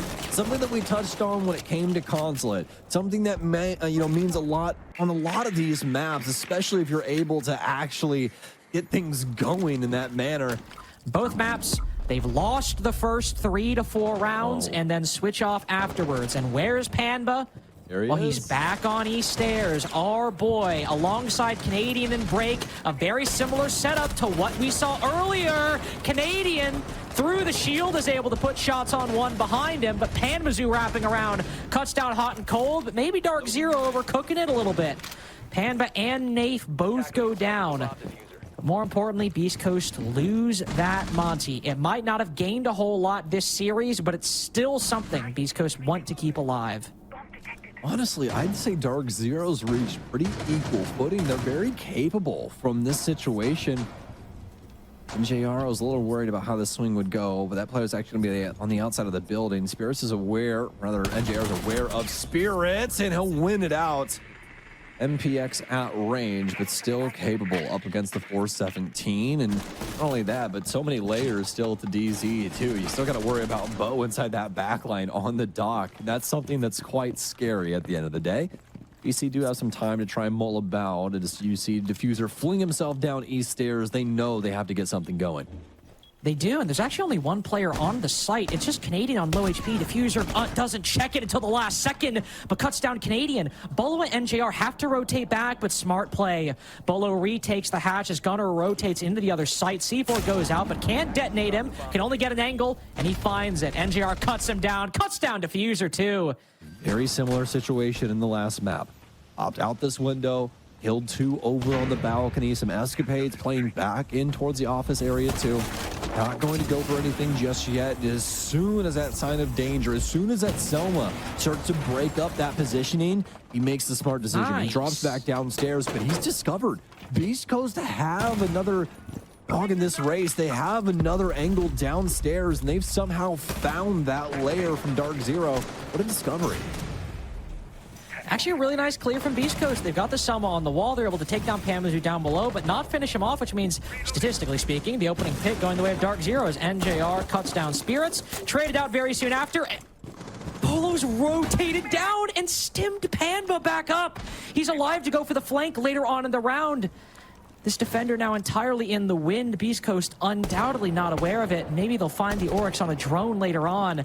But that is such a very quick heads up and smart play from DarkZero to take that risk and chance it, because now they've got the 4v4, and Beastcoast have so little control. They're trying to push in from office and archives, but they're only just now starting to pressure Fountain. They don't have anybody on the vent window. There's still CCTV for DZ, so they could pressure Fountain later in the round as well. This execute is coming together very, very late for Beastcoast, and they've got to get a handle on this swing. Panbazoo cut down, Nafe down below a little too late. Hot and Cold planting in the off spot. The C4 goes for the default on the door. So now Canadian wraps around, but it's DarkZero in the disadvantage. He'll move up the 90 hallway, but Beastcoast are slowly fleeing the building, going outside on the rappel while leaving Hot and Cold to gain intel inside of the site. All the impact to Canadian's name, so Hot and Cold should remain alive unless the dancing from Beastcoast can find an angle on his feet. Gunner instead moves into the window, takes the fight with Nafe, takes the fight with Canadian. Was it a bit over-aggressive? Perhaps. But am I going to fault him for getting a 2-piece to get Beastcoast there first? No, I will not. Sure, Canadian on the extension here again, but I mean, what really isn't an extension on border, right? I mean, like, you go into the next room over, it's basically considered an extension with how little real estate there is on this map. It's so annoying sometimes. You got to defend the whole map on border, like for most of these sites. Maybe one room isn't defended, but you really have to spread out far. Yeah, 100%. And that's exactly why we see Beastcoast constantly putting Hot and Cold back under this shield, and why we see them really just putting him on this character in general. Because it's kind of a master key. Border is just more of a display of that than anything, because he can walk on through, tell exactly where everybody is to the remaining bodies of BC like he did in the last round. Make their life a little bit easier. Gunner's already got a double kill inside of this round. To be honest, I didn't even know he'd killed Panbazoo. He shot him through the wall, I think. So either way, on a very long angle. It's working out for Beastcoast and specifically Gunner so far. 7-1 after that huge multi-kill in round 2. Still some work for Beastcoast to do to actually get close to this execute. Vertical control still a priority and a desire for them. Bolo currently standing in their way alongside Nafe on the hatch. He'll drop down, but not fully. On a bit of, I guess, the opposite of a boost angle, though Hot and Cold anticipates it. Bolo also drops down. Not exactly going as well as they wanted. Nafe obliterated by the pistol. And Hotton overcooking it a little bit, but Diffuser will drop down, trying to get the trade. Put to 1 HP is Bolo, now prone on the floor as Diffuser wraps around, removes the Aruni from the equation, but NJR not long for this world either. Beastcoast, a monstrous, a miraculous 2 rounds on the attacking side. better than anything they've achieved on the previous maps. And again, it's just all in the cards for BC. This isn't something that's just simply just out of thin air. So very well done from them, as they've found something on this offense that's made them tick this time. It's a rush strategy, but Diffuser, he's going to go down with said Diffuser. They need to get this case back into their hands. I mean, thankfully, Gavini can... Well, I mean, maybe he could back out. I actually kind of just remembered he vaulted into sight and didn't just get the kill long. Beaulo runs out and finds Gunner. Gavini in an isolated position as now Beaulo can find him inside of the site. Intel relayed to the rest of the team that there is an Ash in a spot where she shouldn't belong. Smoke goes out. That's just a brutal reaction by DarkZero. Smoke to force the rotation into the shotgun and the MP5. Really nice bit of coordination there by DZ. And Beastcoast heads up play. Their up-tempo aggression completely stymied by the defense. And Beastcoast, with a minute 10 left, starting to run out of solutions. I'm happy that you bring up coordination, because there was a lack thereof from Beastcoast in that. Gavini runs inside, but on a completely different page than the rest of the team that are all still lurking outside on balconies, trying to get some position built up around windows. Just was not exactly there for them. And then he gets locked up inside the tellers and taken down. It's a 3 versus 3 though, so it's still a realm of reality where BC can pull this across the line. DarkZero though, they've done their due diligence. Just now to not overswing. That's the key thing.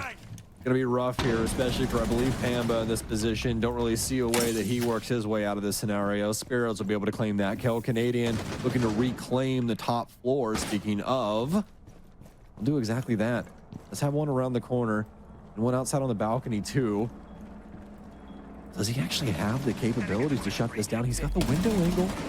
He's just gonna pre-fire it. Oh, Spirits hops in, but he doesn't kill him. Diffuser gets it. Spirits goes down. Minimal time, but it's just Canadian. Somebody has got to get this case, and Diffuser will do exactly that. Starts laying this on the ground. Hot and cold will dip back into the door. He knows Canadian's right on the other side of the panel after the hot ping. A nice shot here from Troy. Oh my God! Troy Canadian and DarkZero. What a moment, as he'll be able to claim 2. The Deagle shot heard around the world. The first one that exits a magazine is the first one that meets his opponent's head.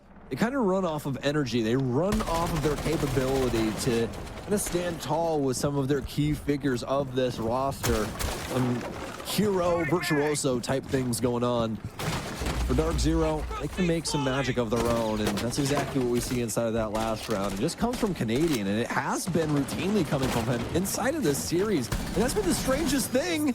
Better's going to get some access from down low. NJR gets taken out. That's 2 Claymores that have claimed lives now on this offensive side.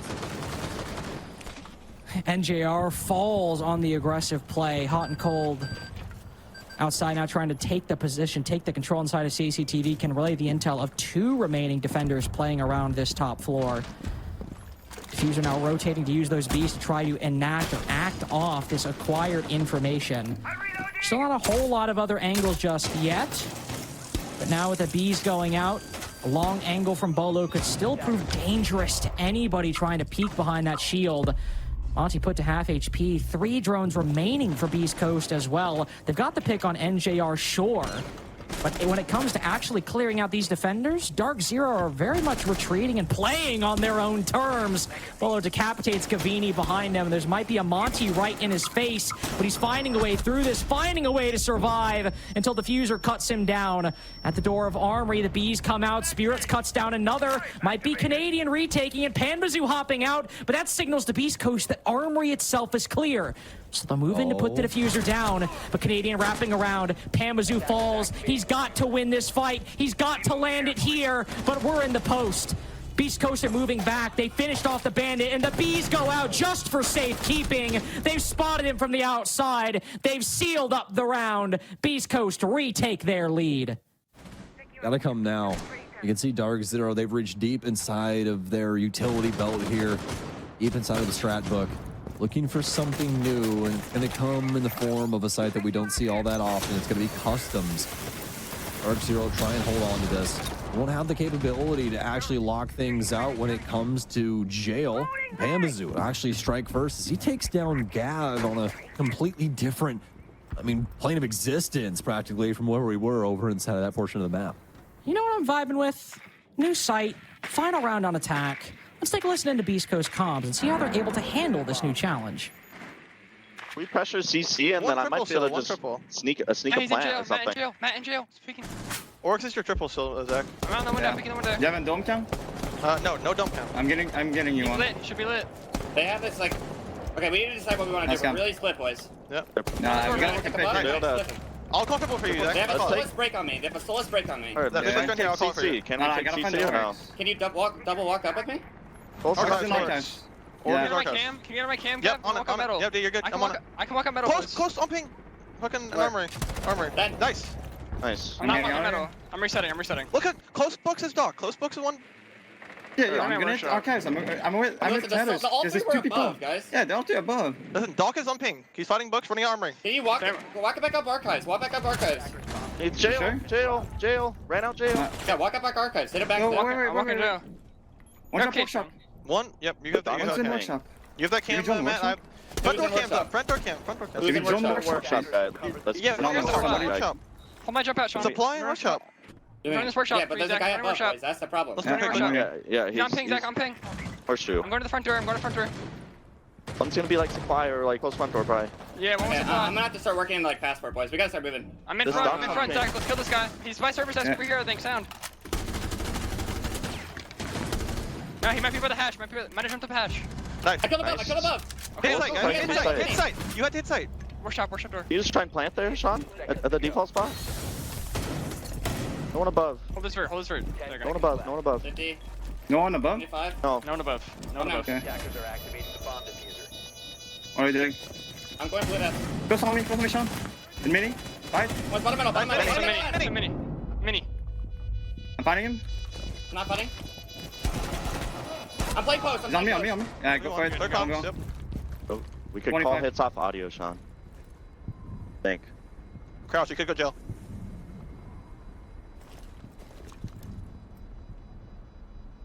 Defenders have located the You might think you're above.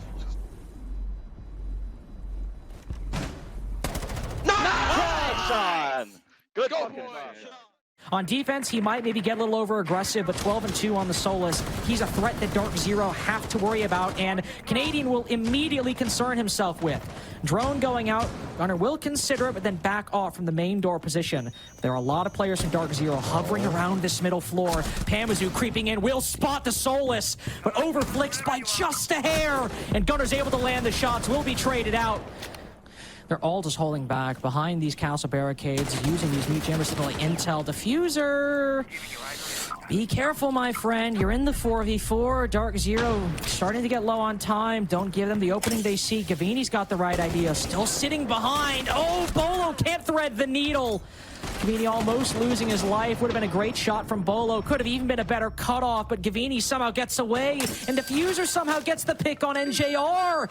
4v3 for Beastcoast, and now they can fully start hanging back on a long angle. Gavini won't exactly take my advice, still press the issue. An angle Beaulo was not expecting. Canadian Nath stuck outside of round 7 in such a disadvantage. Gavini will give away one. Spirit's good on the trade, though. Good for the 1-for-1. Canadian stuck on Armory balcony, will find Diffuser. Excellent pre-fire. He's got 1-1VX so far. Can you find the next 2 with 5 seconds remaining? Not Spirits, unfortunately. 5-2 now for Beastcoast. Just 1 round away from Manchester qualification point. Now, we've seen the game plan with the Monty. I mean, it's always to try and go for those executes. Of course, you can also use that Monty to try and brute force some control in particular positions, especially on Armory. If you can get Canadian on the balcony, looking in those head holes, or looking at CC, looking through the window, or the head holes, the doorway, what have you, there's a lot of pressure that could be found. There is one player that Canadian spots close on the Armory balcony. So he'll just sit here. He can spot both, and Nath can cut down Gunner in admittedly a very silly position. I think this is high time at this point with that odd kill on the Gunner, and the mini execute starting to come about. To take a listen to DZ's comms as the Monty faces a lot of pressure. Swing in. And then one armory door. You pressure from your deep. I can maybe Just flash my books. running up books, running up books. Running up books, knockdown. Any flash, flash, Down, I'm down, I'm down, I'm down. Watch this I'm trying to walk book. triple. Walking safe, walking safe. In safe, in safe. By the Who is it, Mirror? Bad ping, yes, prone safe. Nice, Safe, 3, add the 3. window, add the I'm window. pinching this guy. Watch your fountain, Watch your fountain, Rob. Watch your fountain. AC window crouch, AC window And crouch. metal. Last one was CC. Okay, metal. No, he was metal. Reset. Yeah. Top metal still, circle.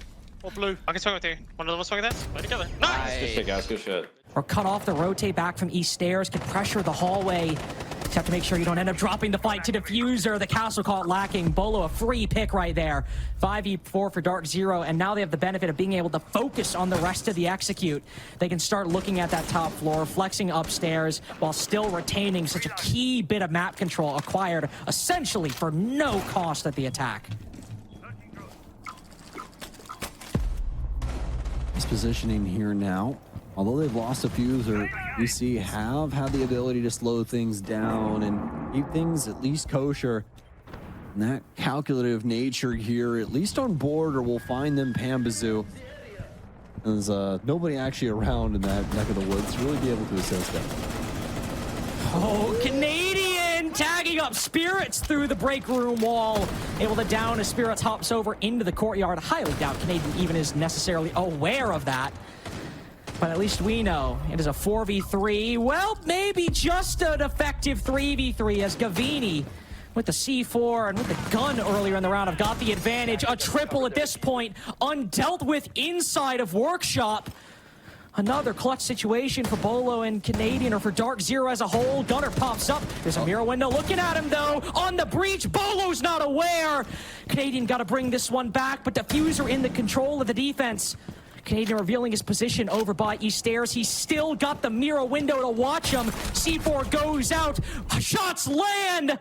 Gunner, a sigh of relief and a joyous scream afterwards. Match point, qualification point for Beastcoast. And organization first in their palm of their hand if just one more defense goes their way. That would be quite something, but it would obviously have to come to fruition first before we really talked about it.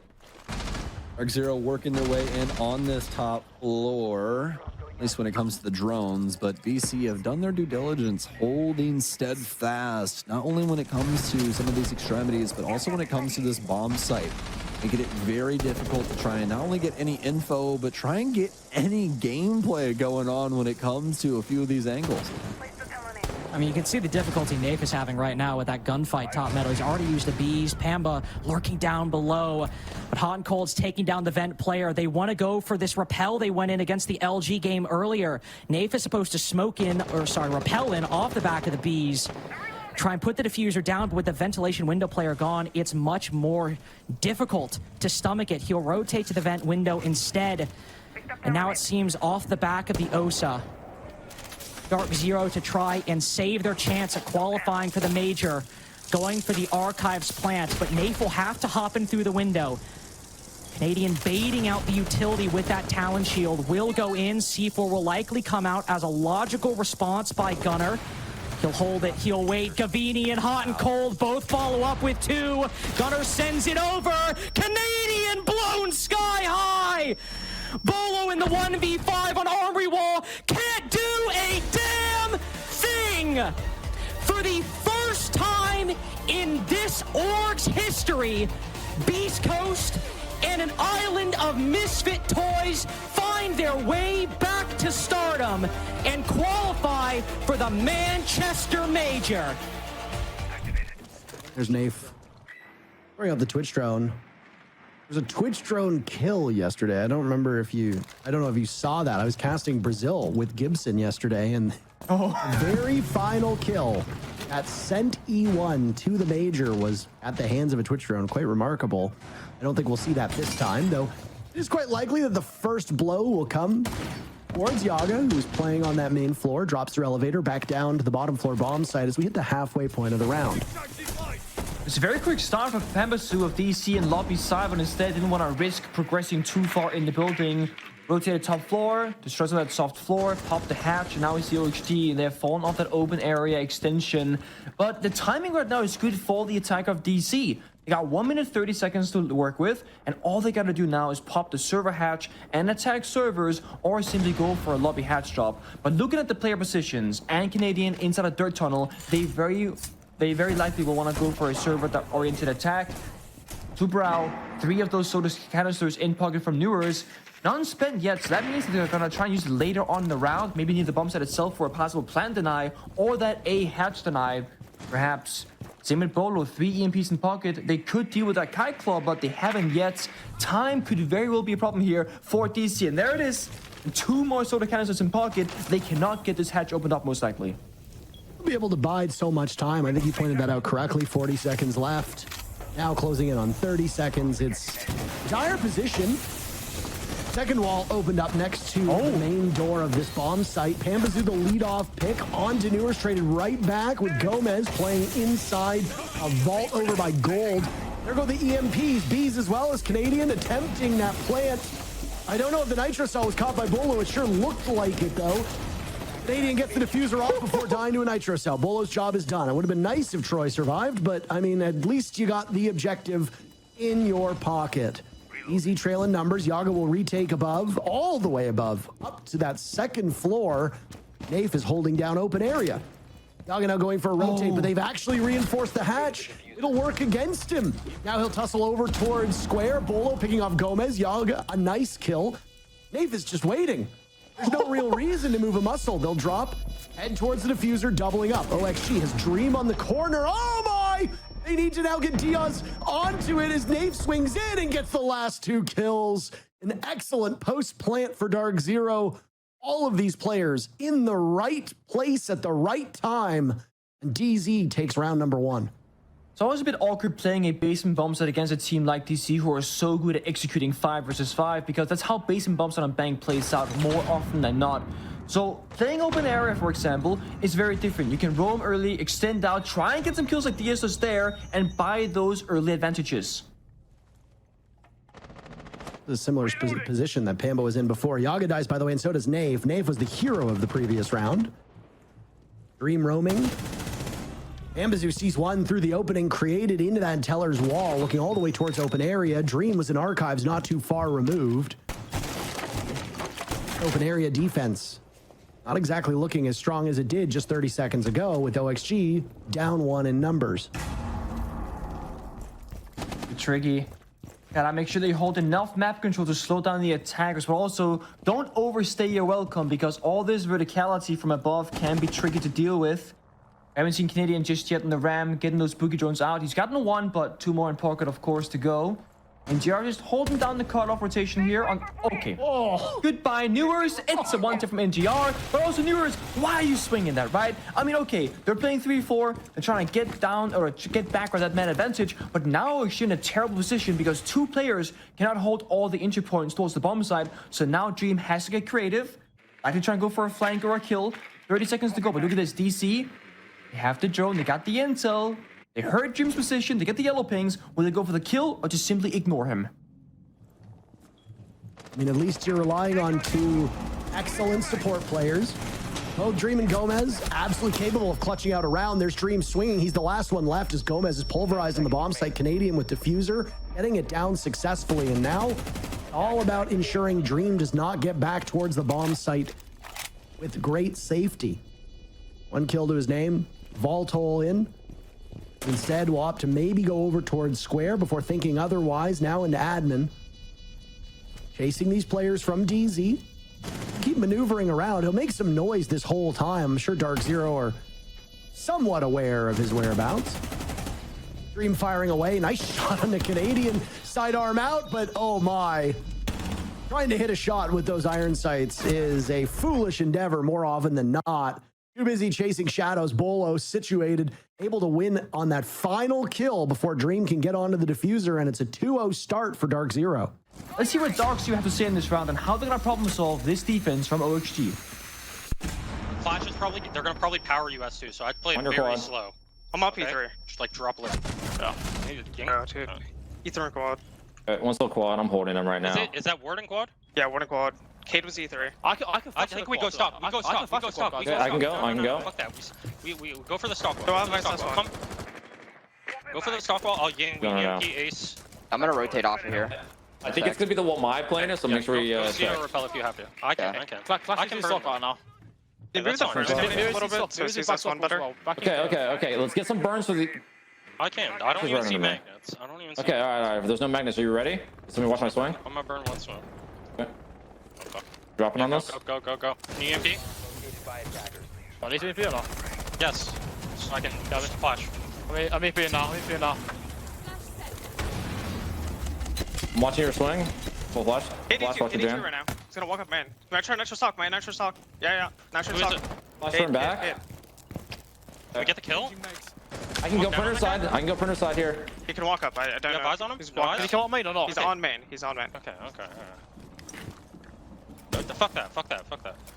We're gonna leave him. He's on main. He is on main. I think he's do that. He's in I don't have E2 enough right now. pellets. Flash back and stock. Flash back and stock. I can make a small hole. Jace, come hold on. I'm coming. Okay, No one's in. They're just playing That's the K main side. come hold stock, and then Trod, you can just flash and just push the guy Jan. Jan needs actually, I can push the guy Can you Jan. take haste? Can you take I'm here stock side. Yeah, okay. I might need to go windows here instead of K to repel in. Still stock side.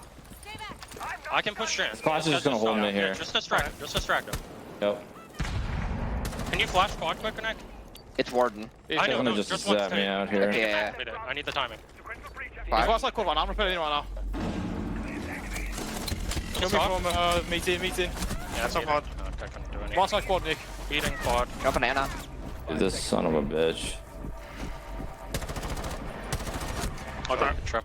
Oh man, what a final statement. What parting words from Beaulo as he assesses his options with the clash staring right at him.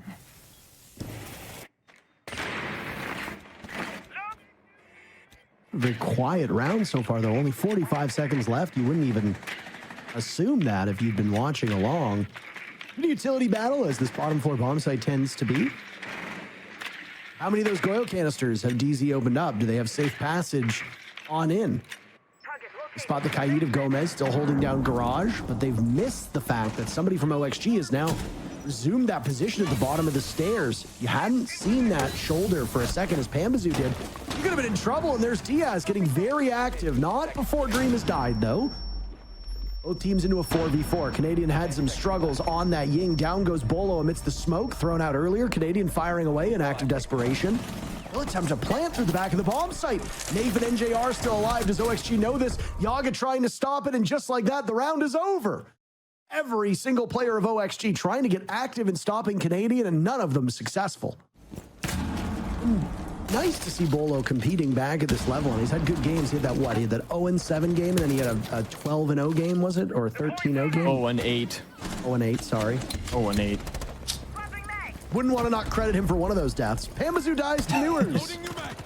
This is the start that OXG needs. Shut down one of the entry players on DarkZero, and most importantly, take that Ying off the board. It's a very good start. Also, it's Pambazoo, so that's again like the spirit of DC. Now we should expect a much slower round from them, and if somebody else speeds up, we've seen Canadian play Buck now 2 rounds, and he can get quick with it. Got the Skansuki, got the flashbangs, can enable himself and his teammates if he has to, but again, getting in the building is the struggle right now on Bank. They had 3 players on the rappel. Now they're gonna stop flying in those windows, but now they lack intel. So when one thing works out, another thing will be punished instead. But Nave wins the gunfight against Newers. It's back to a 4v4. They're taking no prisoners now. Canadian in, another silhouette not far removed from his reticle. He'll throw out a flash. Looked the wrong way. Dream blinded as Doc. He can get himself right back up. Canadian punched from behind. That's a nice sucker punch from Gomez. So OXG now hold the numbers. Beaulo and NJR working together. Dream popping up. Silenced by Beaulo.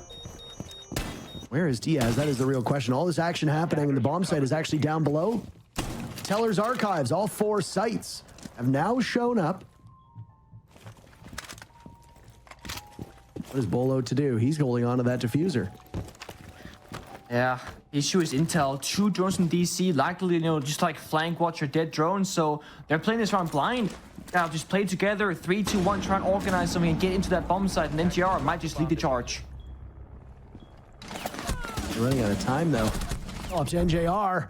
Both of the support players from OXG do not miss this time. It was Dream and Gomez as the last two, if you remember, on that open area defense. They had some struggles. This time around, looking far more poised, and that's 2 rounds in a row now won by OXG. We do see a small counter adjustment here in both Nave playing the Nomad and Canadian bringing out the Capital. Likely. Oh. Okay. I don't believe that was intentional. No, but it definitely worked out. That was Diaz putting down a mirror window mid-animation and a smile from NTR's face there. I think you recognize that. That's a free one. Yeah, we take those. Having one fewer is a job a lot easier, especially if it's a Mira. That's one of the anchors inside of the site that now no longer can cause pain to you. It also means one of the 2 nitro cells off the board. Yeah, also it might mean that one mirror wasn't even put down, but also it means one less gun on top of the fact that you're playing a Clash. Typically with Clash and Munty, they're going to be extended, playing passive roles with their shield up. They can't really fight back or shoot back at least. So because DS falls early, there are only 3 guns firing back at DC now because there we go, Clash is just zapping around. So if one player from DC can distract the Clash, then it's a 4v2 elsewhere. Ambazu now assessing his options. 45 seconds left. He's inside of the bomb site. Knocked over. It seemed like there was an air jab there. I'm not sure who that was knocked over. Pambazu killed by Newers. The first casualty for DZ. Despite their advantage, they're having some struggles right now, it would seem. Nathan Canadian on opposite sides of the map, but Canadian finds Yaga. Now it's up to Dream and Newers. Newers always a threat when he's in this position. Dream putting the shield away, the sidearm coming out. Newers now swinging. OXG can easily win this round. All they need to do is find Canadian and Beaulo. Diffuser going down. Newers, can he exploit the fact that DZ might be having their attention elsewhere? Walking in towards the A-bomb site. Dream trying to stall. Beaulo manages to get away safely, and on to Rappel he will go. Shield comes out for Dream. That means Canadian will now be in a 1v2, but he also drops towards main lobby. Newers on the diffuser. Beaulo waiting for this call. He doesn't have a line of sight. There it is. This upside down rappel outside is all but impossible to deal with, and I really feel for Dream. He's not even going to get Canadian. Canadian 2 kills and the diffuser. That's quite the scoreline for him just in 1 round alone, but how about an even better scoreline for DarkZero? 4-2, the first half in their favor. Their adversaries, the time Beastcoast, well, that was the only match that they had to play, so they could spend the entire time watching DZ's game against LG. Counter-strat them. Newers now found on square stairs. Pambazu getting very brazen. And I mean, these are 2 extremely gifted mechanical players. Why not have them run headfirst into one another? Yaga's no slouch either, and he picks off Canadian. That was the castle roaming. Looks like he went for the jump out. There's blood adorned on the brick wall, the exterior of the building. It's not where a defender is supposed to be, Nick. No, I mean, I like the first play there from DC, lashing out, getting the pick, but the jump out is a little bit of a gamble, but of course, we can always say that if Canadian had gotten the kill instead, that's a 2-for-1 trade. That's phenomenal. Still 44 favors defense, but, you know, never count out DC when Pambazu's alive. He finds Dream as well, and they are stopping this roam in its tracks. Gomez and Diaz, last 2 left, the 2 newest additions to OXG with a little over a minute to go, and they start by finding Pambazu. That's quite the trophy. Now Beaulo as well will die. OXG turning what was a terrible situation into a very workable one. Still a Yokai drone in play. Nave sequestered over towards elevator, but that is the bigger issue. Diffuser on the roof of the building. OXG is going to have to retrieve it, which means that Gomez will shave about 20 to 25 seconds off of the clock, if not more, just to get into position. He has opened up the hatches, so job done there. Now the translation to an execute begins. Gomez, no utility remaining. He has 3 flashbangs. That's really it. Nave throwing out an impact grenade. Diaz worried that the flash did not work. It does. Now it's Nave taking damage, but finishing off Gomez. Diaz to burst forth from elevator. But nobody from DZ showing themselves at all. Diffuser and a plume of toxic gas. NJR still got 1 for added measure. Get on that smoke. So hard to deal with. There's also a Yokai drone up. All DZ needs to do is play keep away. No opportunity whatsoever for OXG to find either of the 2 remaining players. They might not have even been on the entire map as far as OXG knows.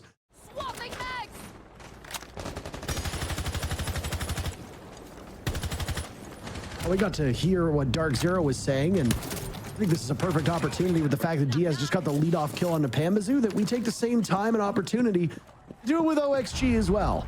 Are we ready? Fire the 3 guy? No, I'm firing Here, Trump. I'm holding it. Everyone ready? Yeah, I'm holding it. Oh, I'm dying. I can't do it here. I can't do it. We gotta swap. We're gonna have to do Windows take and take We square. just gotta do something, yes. Yep. Can we just go together? Can we just repel in the windows, go together? I'm gonna drop marble. Yeah, I can flame. Where do you die from, Hug? He nitro all the way from top red. Okay, that's unfortunate. You guys ready? Yeah. Yeah, I just smoked it. 3. Is there any 3 guys? Do we know? Oh, no. Jump marble. I'm repelling in. Jump. Jump dead. The janitor, one janitor. I can plant. I'm gonna plant. 5 seconds remaining. Hey, wall bang me. What? Wow, dude. Just tragic, bro. Tough round. Yeah, you're down on match point. That's an obvious, thing to figure out. But problem solving this, the deployable shield in their face.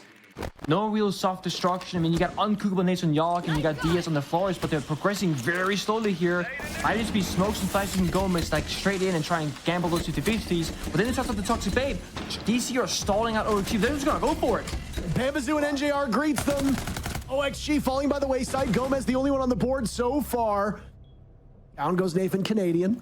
Deployable shield position inside of this break room will be a big challenge. There's really nothing Gomez can do to take care of it. Diaz has no Flores drones either. There's no explosives here. As long as DZ do not put themselves in harm's way, oh my goodness, they should be okay. Beaulo to retake, but he's shut down by Gomez. That looked like a great start for DZ. But they just couldn't stick the landing. OXG winning all of those last 3 engagements without any utility whatsoever. Impressive stuff. Amisu, are you gonna jump out of match point, sacrifice the Solis, so are you gonna stick this very unsafe corner? If he gets thrown out, he might be stuck, and all it takes is 1 nade to take him out, but I think he's looking for a jump out. And he nails it. Does he get back alive? That's the real question. Oh, no. Dream gets credited with the kill. It looked like for a moment there he might have actually gotten away. Pambazu was so close. Olo and Gomez tie. They both die, trading it out.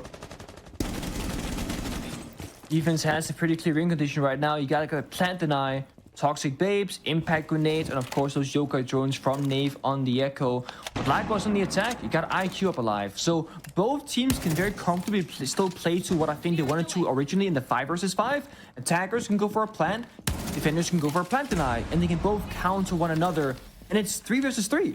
It's like a perfectly even balanced situation where defenders can cover every single hatch drop or entry path, but also attackers also cannot overflow the bomb site because it's an even man count. It's anyone's round. It's still, of course, match point. The DC 6-3, but it's OXG. They gotta start this push. They gotta show us they don't have planned over kills, but most importantly, they have to work together and not isolate themselves in those gunfights. Again, limited utility. Down goes Canadian to Diaz. Dream was close by enough where he could have potentially got this last kill. It's Nathan NJR, same as before. The 2 support players. Dream goes for the vault, taking an awful lot of damage. And now finished off by the impact from Nave, who looks as casual as can be. Diaz, the last one for OXG, running out of time. He gets 1 kill, still 5 seconds to try and find Nave, who now just needs to play keep away, but gets the kill anyway. Easy take map 1. Impressive stuff. He's got to see that drone, right? That's on top of the skylight overlooking lobby. Like, surely. Not so sure. Looks like OXG might go for a horizontal take here. Just like go straight for the side because they're not above. Yeah, they're just straight in the bomb site. Hello, DC, wake up. All 5 players at DZ and not a single one currently situated. Nope, there down goes Gomez. There is Nave. Newers' direction is somewhere else. They knew that this was going to happen. They've boxed Dream into this position, and now Canadian will decide to engage. But that's the barrel of the gun. He's not doing any damage. What? Takes down Dream and can now hop on that diffuser for the counter disable. Newers might have a window of opportunity here, but DarkZero is picking apart OXG. What? The only one left is Yaga. He gets a single kill, but the round goes to DZ either way. The 3rd least played map, technically tied for 2nd least played map in NA with Cafe, so we actually don't have a lot of data on how NA likes to play this map. But tellers and bathrooms is really a bit of an anomaly. 91% win rate for the defenders. That is an absurd win rate. By far and away the most defender-sided bomb site that has more than just a handful of plays. You've obviously got Kitchen Barbecue on Skyscraper that it's at 100%, but it's only been played 5 times. The fact that Teller's Bathrooms is the second most played bomb site in this map, and you see those numbers being what they are, that's excellent. I don't know why Canadian reaggressed, but almost takes down Newers. Newers reduced to a single point of HP.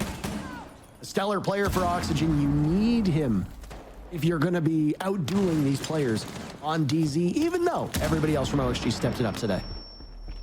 One of those plays where, again, like, OXG is starting to get into the building problem solving, so Canadian going for the swing makes it easier for them. Now they go Office, trying to isolate Pambasu instead. He's an Oryx, but again, Beaulo on Doc, steaming back to full HP. Now he is the anchor point. Everyone's playing around Pambasu on defense, and all the attackers are trying to take him down.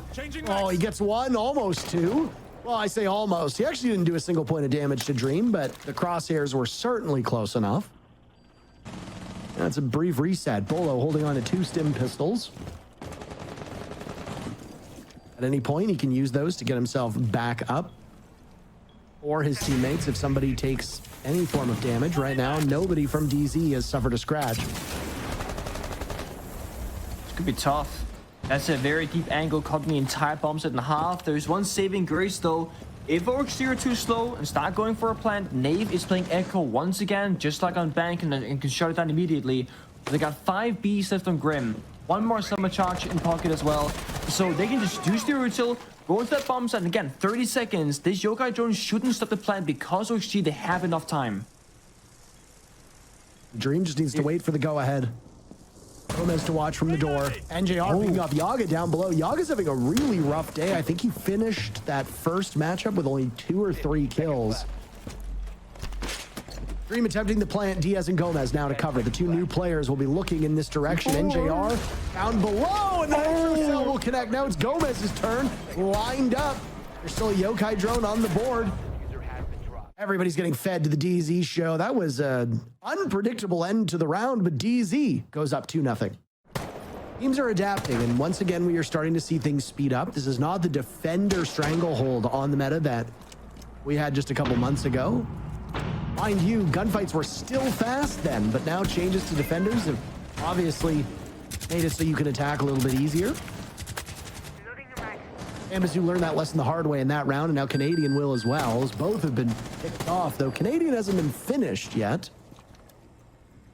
Might be retrievable. No dock on the board for DZ, so there's no way long range to pick him back up. Olo will be playing the same weapon, which is that MP5 with an ACOG. Will be far enough back, but on Malusi this time. Down goes Canadian, finished off by Newers, so he's no longer available. Olo taking some damage as well. They're hunting him down. OXG far more formidable on this entry, Nick, as they've dispatched 3 DZ players, and we're only halfway through the round. They're actually in the building. They're seeking engagements. They're playing aggressive, and they're just having one guy drone, one guy follow drone, get kill after kill after kill. This is how you play border. This is what we've been missing from OXG, and they might make this round flawless. No, they don't. Nave gets 1 kill, looking for a second, gets the injure actually. He could save the round. He could. Now you need NJR to be the superhero, as Dream is retrievable, and we picked up lickety split on that break room door. NJR yet to have a death, but I'd imagine that streak will come to a crashing halt in just a matter of minutes. 4 players from OXG, all of them having a good day numbers-wise. Maybe not yet, though we're only 3 rounds into action. NJR is miles away from where this diffuser is going to be planted, and he'll get a call to head back to the bomb site, but he has absolutely 0 intel. Find his first target, lose most of his HP in the process, and then Dream, after popping off that diffuser, will seal that round up and give OXG their first round win in quite a while, and only their 4th round win today. If OXG finds themselves inside of the site alone this time, I suspect they will not pull the trigger on getting that diffuser down quite as quickly as they did, because they know that TZ will be playing for the retake. Maybe we'll listen in and hear exactly what OXG is doing with this round. She went 90, so let's 90. I heard. Let's kill Bold. Let's kill Bold in CC. Heard? I opened up dumbass. I can't play dumbass. One plane armory. One plane armory. Shit on me. Shit on me. Shit on me. Can you get my Bravo cam? Get on my Bravo cam? Yeah, I'm on it. I hear one armory. I hear one armory. Yeah, he is. He's by the door. He killed me as soon as I got RPL. He's going small. In small, juice. I'm gonna go below again. I think it dropped. I think it dropped, juice. Oh no, he's still armory. Somewhere. Still armory. Running out. Ran back to armory, right? Two armory. Yep. Two armory. What do you guys want to do here? I think I just cleared CC. I'm pretty sure they reinforced back archives. Sandwich? Or back fountain, I mean. I killed Pamba dead. Doc was sandwich, one was small, DS. Heard. I'm holding this guy. I'm not putting it back fountain. Yeah, there's two armor right now, guys. I just heard one drop. Do you guys have CC? You should play the walk-in armor. I do have CC. Nice. Doc ran small. Doc ran small. Nothing triple? He docked Nothing himself taco? small. Yo, fountain's clear. Fountain's clear. Swinging. I know. Buck shot on me small. They have a Buck on me. Yeah, he's still small. Yo, get him camp 2. Okay, heard on it. Where'd he go? I think he jumped back in. He's still in there. 100%. Still in small. We're gonna kill this guy. Yeah, he's still in there. On the door. Shock him. He dropped. Leave it 3. I gotta go faster. Just kill the guy with fast. I wanna make close above. You guys don't drop the You have hash or smokes too. You can bank smokes for the safe drive. They're gonna be in tellers. You can bank smoke. I think you go quarter sentries. I think you're gonna have. Maybe we kill the tellers guy. I think that needs to be the goal. I'm just gonna drop the hash. We flood tellers. Flood this tellers guy. I'm dropping with you. 10 seconds to go. Knock quick trap. You want to try plenty? I have to, I guess. Yeah, he's gonna be in tellers, so I'm gonna get banked. Yeah. But crashed. Excellently done by DZ. Nobody's died yet. We're halfway through the round. Well, I might have spoken too soon. Newer's looking for 1 kill, creeping up. Gets Canadian, asserting himself. Inside a break room. Also ways through the soft walls. The one thing for DZ is they've been very good at getting a pick or two, but then they collapse after that, and OXG can keep those numbers close. Only a single kill to be had, and OXG are back on the same footing as DarkZero. One thing DZ did recently is that they played Pamba as security before, but then Beaulo joined the server, or the team rather, and now they swap positions. Pamba plays more free roles out of office, Beaulo plays CCTV. You've watched Beaulo's YouTube videos, a montage on Border, way back in the day. You know he loves this spot, and he's playing here the entire round. He's 1v3 right now. He's still sticking around, he's not falling back. He has so much experience in this spot, and some spots in this map requires sheer hours to play them perfectly. Beaulo is that kind of guy. Holding this pixel angle, lighting up Diaz. Down goes Nafe, and no, there's OXG grabbing the lead. What did I say? A 5v3 lead that DarkZero has established a few times in this matchup has really not worked out for them when it comes to keeping that advantage in their pocket. OXG will now run against the time. They've got the advantage in numbers, but what about the objective itself? NJR in a position that hasn't gone droned. It's Diaz now to trudge his way towards the site, slowed down by one of those Banshees, and unable to even get close enough to pick up the diffuser, let alone think about planting it. 4-1 for DarkZero. They've won the first half. What happens in this 6th and final defense for DZ? Slow round here. I mean, they're in, so now they know the setup. They see the vertical angles. They're in at 148. Fog below is great, but okay, I guess they're gonna go on the break room door, CC window, block the floor, force movement, and pick off the roaming players from DC that are gonna be making too much movement. But it's Jason Beaulo locking down that spot. Canadian falls first though, fighting Yawk downstairs. Yawk having a significant improvement here on map 2 compared to map number 1. 4 kills to his name, roughly doubling his total from the previous map. Beaulo was unable to save Canadian from that spot, so we can use one of those stim shots from his pistol selfishly. Afe will have the cross. If there's a jump in, he's holding this angle, playing on the Warden. But OXG don't want right now to attack from that armory side of the map. Instead, they're going to go through break room. They're going to punish over towards office. They're in danger of stalling out because they've got 4 of the 5 players not even in the building. The last one was Yaga that was last spotted downstairs. Now he's dead to Beaulo, who's dropped. If OXG cannot get in the building, then this round might as well be over, Nick. That's what I mean. They get opening pick very early on. They do nothing with it. Okay, now they go to side out of nowhere. Okay, I guess they're in. Olo might have relied on NJR to get that kill. Nave sloppiness. Dream dropped. It's technically a 2v2. NJR and Pambazoo still upright. Dream probably not going to be retrieved, but it's entirely possible. NJR has only died one time. He and Pambazoo will approach from similar areas. Pambazoo not going towards 90. Instead, will go through security. NJR has to wait out all these flashbangs. Newer's taking damage. Fuser will go down successfully. Diaz dies. They'll loop around, but somebody's prone on the ground. Pambazoo doesn't know this. He has no information and no nitro cell either.